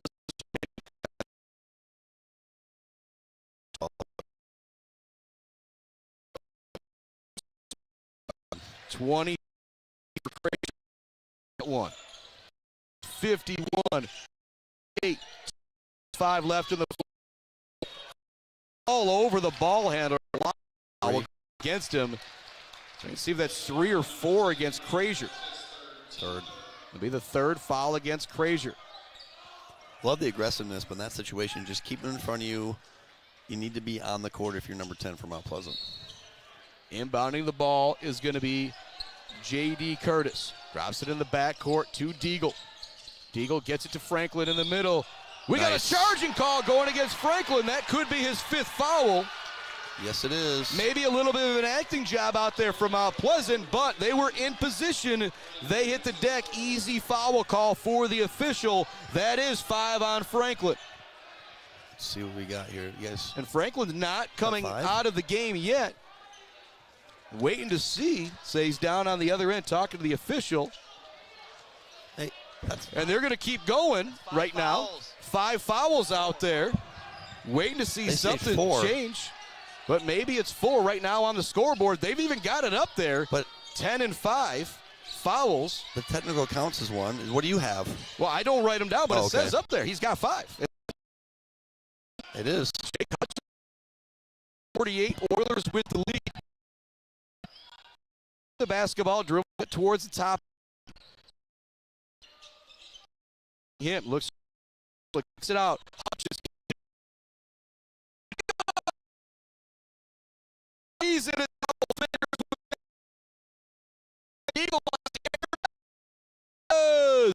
Deagle with what a fucking fool. And they changed the foul now, it looks like, calling it an out. They do have there on Franklin. So he's still out there.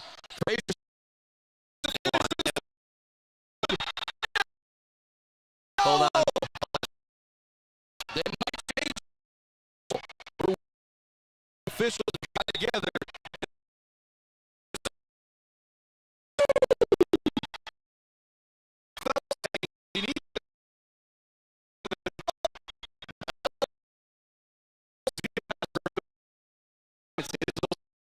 There, we've got 1:26 left, 3rd quarter. The Oilers lead it 54-51. So I was saying he's got 4. He's got 4. So. Learn more about basketball. I'll ever know. Yeah. Yeah, I wasn't even going to mention softball because you and I aren't anywhere near softball experts. We've seen a lot of basketball. We've seen a lot of football. Dow with the basketball. It's 54-51. Oilers with the lead. 1:25 left in the 3rd quarter. Wynn Deagle brings it across the half-court line. Awaiting him defensively is Noel Helm. Deagle to the elbow. Kicks it in the corner to Baldwin. It's knocked away by Rodriguez. Baldwin somehow comes up with it. Diving on the floor for the loose ball. It's a tie-up. It's a jump ball. Possession arrow will give it to the Oilers. With 1:10 left to go in the 3rd quarter. Leading it 54-51. I like Helm on Deagle, too. He's long. He's length. He's got length. He's got athleticism. He can match him. That's a really, really, really, really good matchup as we see Xavier It is Oiler basketball. Will Garcia coming to the game, replacing Xavier Krazier, who's got a little bit of hitch in his giddy-up, maybe a turned ankle as he comes off the floor. The Oilers cannot miss him for long. He's got 23 on the night to lead all scores. Zay Rodriguez will bring it into the front court. Hounding him is Windeagle. Get it up ahead to Will Garcia. Drive to the elbow. Helm now looking for the drive. Catch and shoot. Dump. He goes to Hutchins. Do you want? Off the rim, no good. Rebound is gathered by J.D. Curtis. He'll bring it into the front court. 3-point game, 40 seconds, third quarter. Perimeter, Helm guarding him. Matchup defensively. Eagle forces up the shot, it's no good. The rebound to get recover it. Back to the Oilers. 4:50. Mount Pleasant up with 1 second left to go in the third quarter. That's when they out Mount Pleasant. They can 3 or 4 guys at him and make him work. I mean, somebody's a good athlete. They can match him size-wise. They can match him quickness-wise. Noah Helm's kind of all those. 23 seconds left in the third quarter. And Bubba McClain. Barberry Law Studios built by on this Friday. Header hoops. We're a winner 36-35, comeback fashion. Older boys coming back after trailing in the first quarter, leading at 54-51. Spin in the lane, glass, beating the buzzer. Long 3-point attempt. Good. The Oilers leading in the fourth quarter.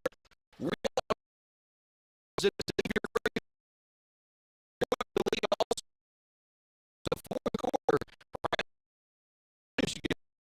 Work. Mount Pleasant Automotive on Mission has been serving local auto shops and do-it-yourselfers since 1988. Mount Pleasant Automotive is locally owned and carries all the auto part, car care products, and auto maintenance supplies you will need.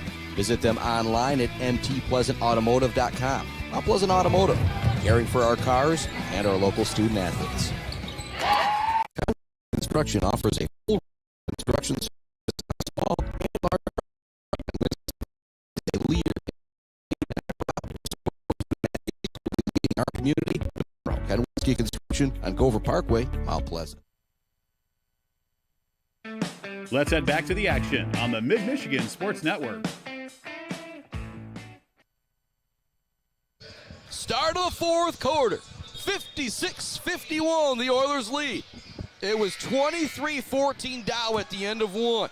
36-35 Oilers at the half. 56-51 here at the end of two. Pleasant is now in this game, Bubba. A long way. Absolutely. I mean, a worse start from us for 23-14 ever since 42-2. Mount Pleasant, this is a really, really well-coached, executed game plan to Oilers. This is the quarter. City would, because I don't think I could pull there.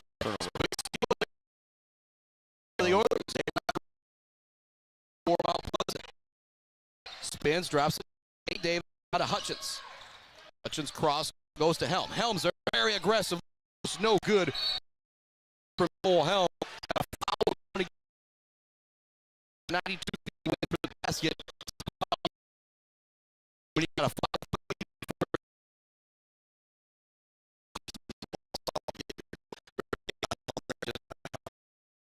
land wasn't really up under. He kind of short-armed it right there, but again, he's being aggressive, and that's a good shot. It's a shot he'll make 8 out of 10 times. Out there for the Oilers, start of this fourth quarter. It's Will Garcia, Noel Helm, Zay Rodriguez, Jake Hutchins, and Nate Davis down low. On the perimeter, J.D. Curtis has it, wants to get it down low. Its shot is up, no good. Not a bad foul there from Will Garcia as you're going to send Hodges to the free throw line. But that's where that foul, 90-some feet away from the basket comes into play. Now you only got 3 fouls to give. But in that situation, too, let's see how the nerves are with this young man here. And that is another thing, too. Like I said, we talked, Lexi Brodechuk's free throws is something I'll talk about for a long time. You go to the line down by 1 with 4 seconds left. It's not easy to hit those free throws out there in these clutch situations. You're tired. You've been running the whole game. That one is knocked down by Dylan Hodges. You can't simulate it either. It's not like you can go into a gym where you're going to go get 500 of your closest friends and say, be loud when I'm practicing. This is how it works. It's a second free. Rattles out. Frazier back in the game. He skies for the rebound. A slow thing down as he head toward the half-court line. Jose Rodriguez not in the on the catch and shoot. Can't do that. He buries it. Hutchins with 13 on the night. And I felt safe about calling that one because if you leave that young man open, he is going to cash it home. Mount Pleasant's off-the-ball defense is really, really good right now. They're in the space. They're in the gap. 59-52, a scoop shot. JD Curtis is good. He has got 10 points in the ball game. He's got 10. Wind Eagles got 12. Will Garcia with the basketball drops it off to Jake Hutchins. Oilers can much clock here as they no shot clock in Michigan High School. They lead by 9:54 to Hutchins. Again. Now goes up to Jake. Top. Hey, good. Now with a spin move. It is from Jake. 59 and back Bubba with the way we knew was going to put up 4.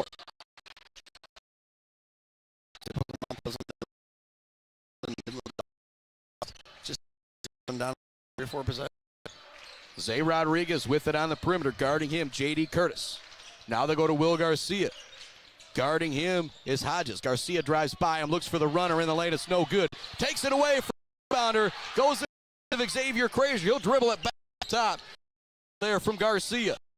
Frazier looking for the 5, hounding him on the perimeter is Chase Wells. An easy call there for the official. They've let him play, but if you get 2 hands on a guy while they're dribbling the basketball, they're going to blow that whistle every time. 100%, but other side of the coin, too, if you're Mount Pleasant right now, okay, there's no reason to go into a stall mode. Just keep running your stuff. You might get a back door. You might get – they're spacing them out right now, so Midland Dow is going to have to kind of space themselves out of the well, and you're going to leave the gap open for Mount Pleasant. Rodriguez looks for the inbound. Frazier, it's the hands of Frazier. Coming again on J.D. Curtis. He looks to finish again, and he does. Curtis has got in the 4th quarter. Got 2 layups on fast as well. It's a 1 game. Into the lane, kicks it out. Hutchins again on the catch and shoot. It's good again for the sophomore. Woo! What a shot from Jake Hutchins. The sophomore sharpshooter's got 16. We've got a timeout on the floor as the Oilers go back up by 4. Wow. What a game. 62 to 58. J.D. Curtis with some plays here in the 4th quarter, but Jake Hutchins both times, or all 3 times, well, I'll say both times because it's been 3 baskets from J.D. Curtis and 2 threes from Jake Hutchins here in this 4th quarter. It was 56-51 heading to the 4th. 62-58 with 5:07 left to go in quarter number 4.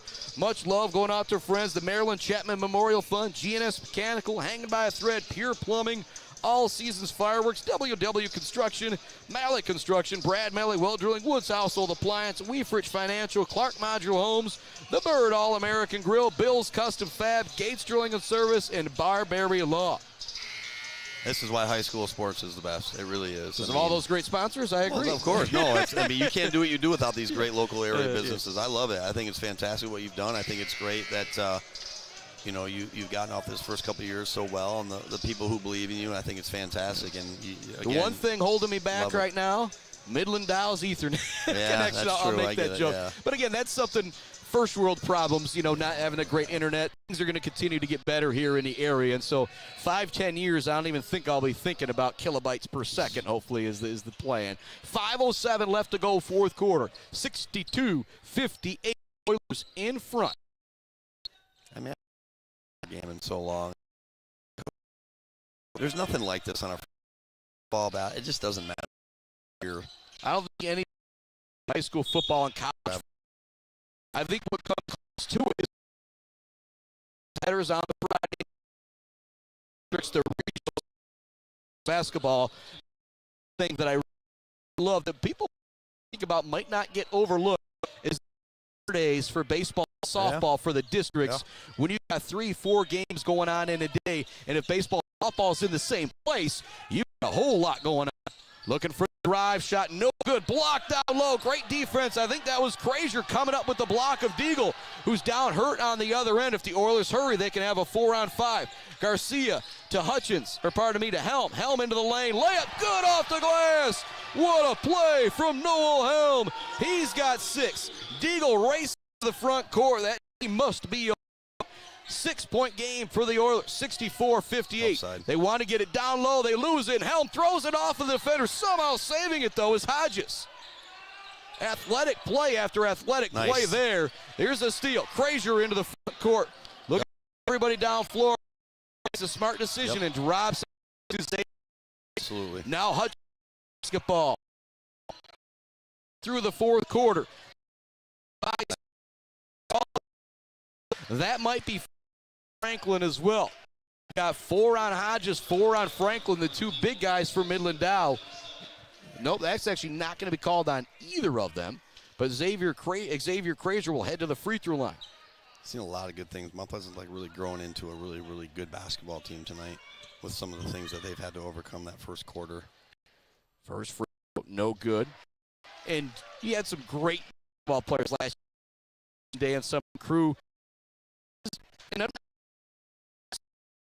shell team. Guys just absolutely battle. So good from Craig.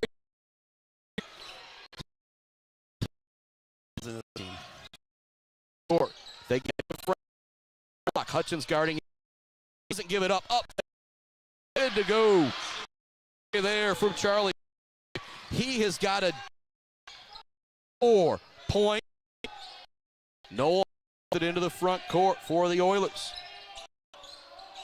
There you go. Gets it back to Xavier Frazier. Frazier guarded by J.D. Curtis. Here in the near side.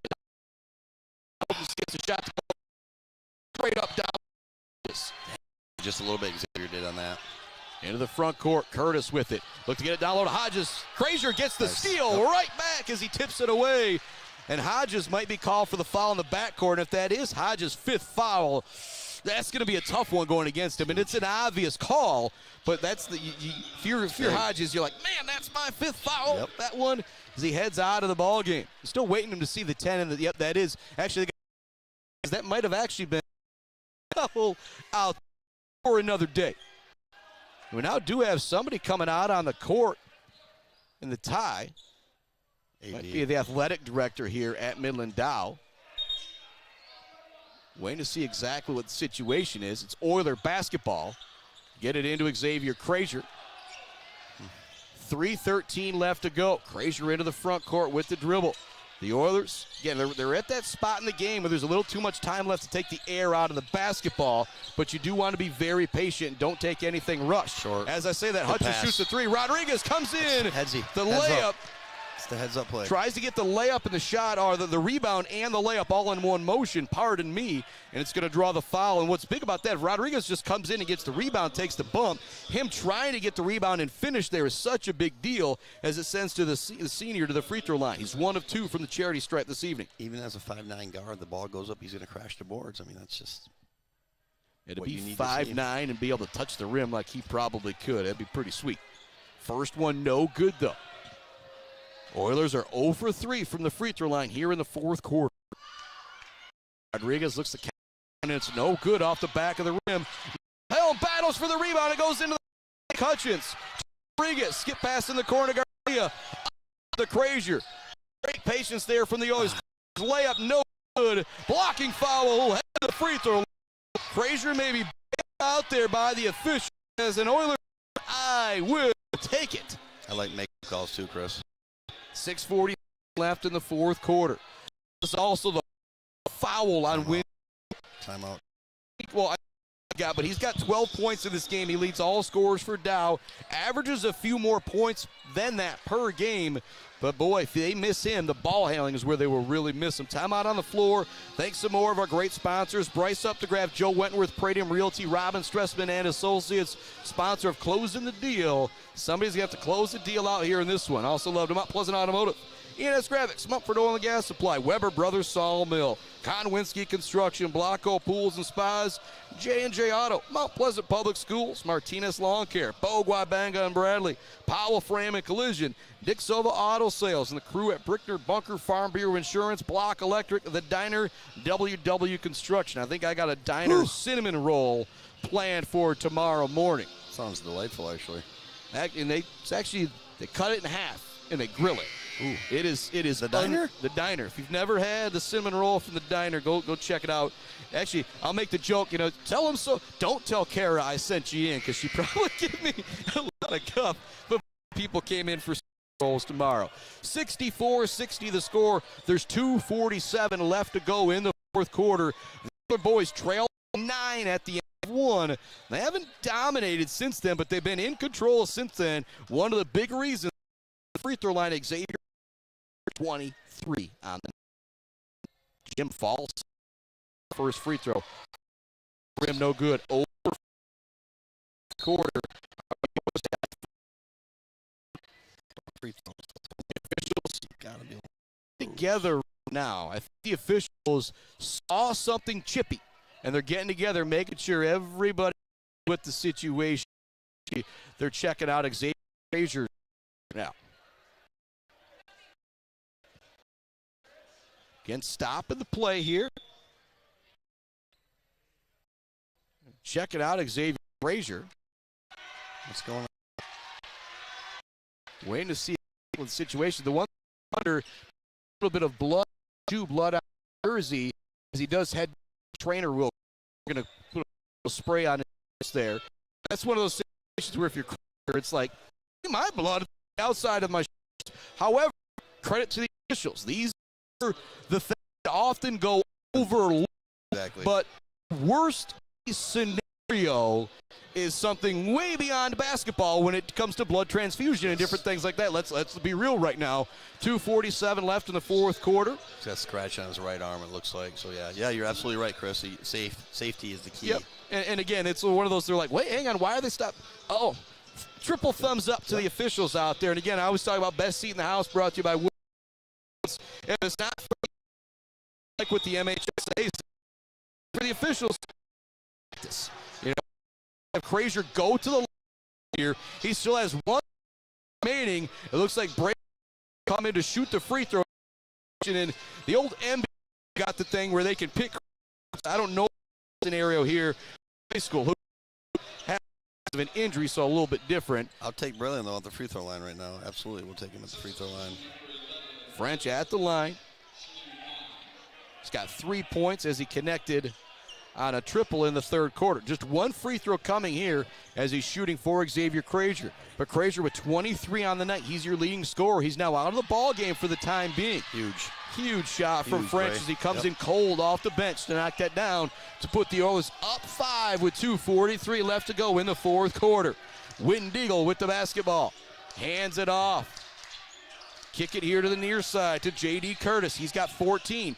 They get it down low to the big man, Franklin. He's double-teamed. He does not want to give it up. Nice, Jake. He looks to pass it in the middle. It's knocked away by Hutchins. Back into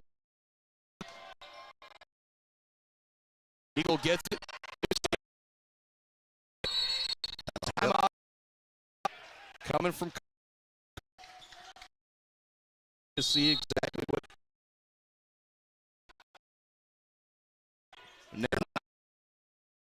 He just a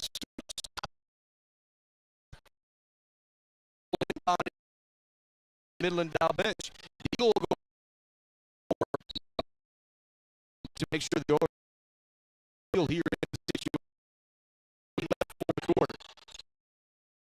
5 point. Away by Will Garcia. Rodriguez has it into the front court. There, I will. The glass, good. Wilhelm, he's got 8. Timeout coming from Midland Dow, and that could close the deal. Brought to you by our friends Bryce Updegraff, Joe Wentworth, Pratum Real Stressman Associates. I don't like the look you just gave me. I don't know about that. Now we're talking. 5 threes in the quarter. Since then, Bubba made one. Coming in the third. Got one from Deagle, 2 from Bennett Baldwin, but it was J.D. Curtis and Chase Wellesley with the hot hand, both hitting 2 threes in that first quarter. They have not been allowed to take one since then. Chris Bobman, Bubba McClain will continue to keep it right here. Again, long broadcast for this guy. We've got most of our commercial breaks in. If I missed one or two, my apologies to my sponsors out there. But I think I promised 80 games, where I think we're already heading over 50 here, Bubba, with all the football, all the volleyball done, and all excited for baseball this as well. Come to our house teams in the area. Baseball and softball is really where you kind of sort of mid-Michigan is their bread sport. A lot of times when you're one of these teams, you go, you feel good, playoffs, South, you know it's tougher. Comes to baseball, nobody go to mid-Michigan their district on anybody. Not. That's a great pick. A lot of story in Michigan football and softball. 60 the score. It is Midland Dow basketball. They got to do something in a hurry. They had 5 threes in the first quarter, 3 in the third, none in the second, none here in the fourth. They're going to need to knock down 1 or 2, in my opinion, if they want to come back. And right now, Mount Pleasant chasing everything off the three-point line. Great job by Coach Shell. As I say that, it's a catch and shoot. It's good for Curtis. Curtis now with 17. We've got a timeout coming from Coach Tyson in Midland Dow. I might have spoke too early, but I said close with these two come down. It's now 60 with 1 go in the fourth. They're doing a great racing them off the line. They, Mr. J.D. and he barely pressed team points. A lot. Shoot guy. He's also done a great job defensively as well for Midland Dow. And again, our Zaid Batchelder baller of the game. Even if he doesn't come in, it's going to be Mr. X, Mr. Xavier Frazier, because he kept the Oilers in this game in the first half. The leading scorer over everybody with 23 on the night. But if you're thinking of a player of the game for Midland Dow, Franklin's been really good down low, but J.D. Curtis with his 17 points has been their best offensive player by far. Absolutely. Again, if you give a shooter space, they're going to make you pay, and that's something that we're seeing out of Curtis tonight, especially in that first quarter. I mean, up until that 3, Mount Pleasant had outscored them since that first quarter, 53-37. Now it's 53-40 since being down 9. So, yeah, I mean, Dow came out hot, but Mount Pleasant just kind of weathered the storm, and they're doing a really nice job of doing what they do. Xavier Frazier back out there as well, running the point. Gets trapped, but quickly gets it up to Hutchins. Now to Noel Helm. Gets it back to Frazier. Frazier drives in the lane. Down to Garcia, who's wide open for the reverse lay-in. Good no look. That'll be in the running for our, well, that will be our Mumford Oil and Gas Supply assist of the game. Mumford, Josh Mumford, Gas Supply, big support on the Mid-Michigan Sports. Point game. 1 to go in the fourth.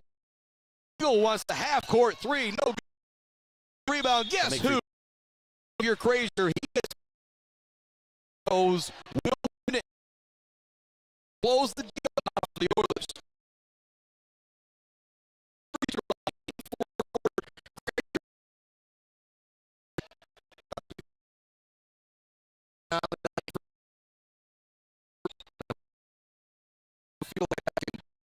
Now, came up to Maury Court. A bunch of these guys were shooting around, and it turned into going to do a shoot around. But then as I gather towards the short back, they're all and throwing over there. It's a man, if they put their legs tonight, that might be something I give them a bit of guff for. But both good 25 on the night for Frazier. What a timeout from Coach Shell. 50. I think Coach Shell is saying what he said the last 4 Midland Dow threes. Make the ball around the perimeter, take it into the lane, make them work for their shot, make them take some clock to run here on this possession. I mean, you get them anything, you not give them threes because will get you back in the game. A couple of 2s here and there, and Mount Pleasant makes free throws, you're fine. But if you give them those wide open 3s and give them a chance to get a steal after a made basket, then, well, then you got to play defense. But Mount Pleasant's just got to weather the storm here. Of course, you're up 8. You've already weathered the big storm. Now it's just these last 57.8 seconds. It's going to be absolutely intense. It's going to be nuts. It's going to be crazy, whatever adjectives I can think of. But just hold on the ball, make your free throws. You go home, 20 minutes and you're home. Say our Weefrich Financial Zaid Batchelder baller of the game in the first one was obviously Lexi Barodachuk with those clutch free throws. It's obviously Krazier here with his 25 points. But Bubba, who's the baller of the night? Is Krazier with his 25, or does the have to go to Lexi Barodachuk? Because you make 2 free throws to tie it and to win it under 5 seconds. That's pretty special. I'm biased, Lexi. Lexi, all right. I'm good with giving it there as well, too. Xavier got a state record this year in this championship game of football, so I'll give it to Lexi. 25 on the night for Xavier Krazier to lead the way for the Oilers. Still not out of the woods yet. 8-point game. Deagle trying to force up the triple try. Great job by Hutchins staying with them. Yes. Now he takes it into the lane. Still just kind of forcing his way. Here comes another 3. It's up no good, and this time from Curtis.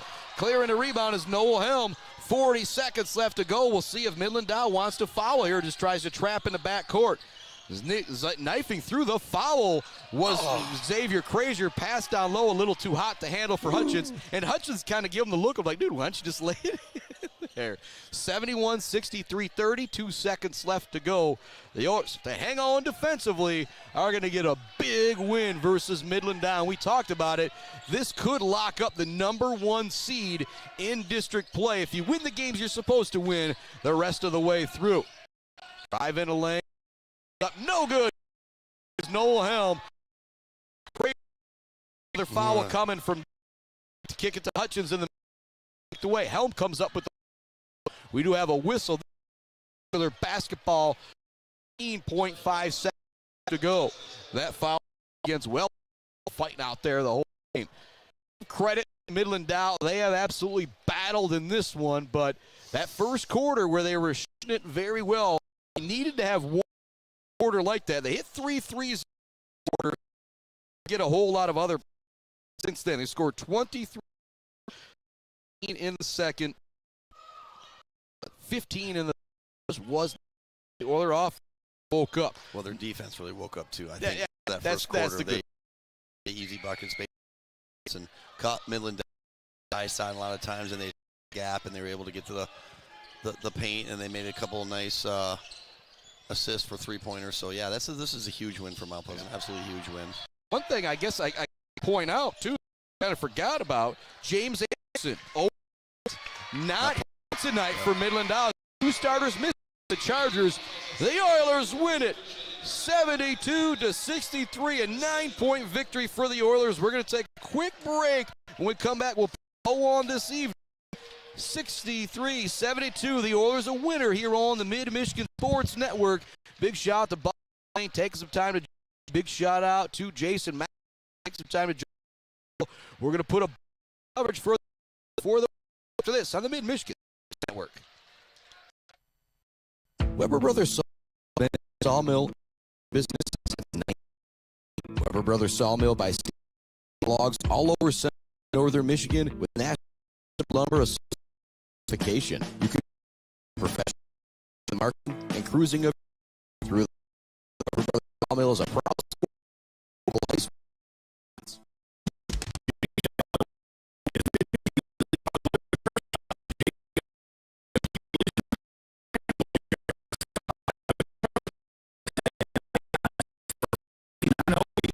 J Auto, supporters of high school student athletes. Let's head back to the action on the Mid-Michigan Sports Network.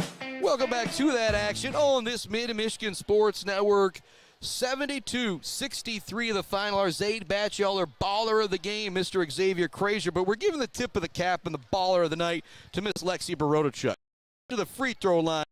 Down 34 with 5 seconds left.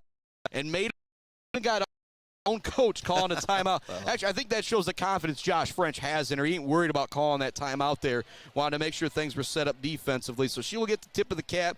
Other scores from Mount Pleasant here in the varsity boys game. 25, as I mentioned, 4 from Branch. Including a clutch free come in to 13, Zay Rodriguez. 5 for Will Garcia. 9 for Noel Helm. And 6 for Jake Hutchins. He's the guy.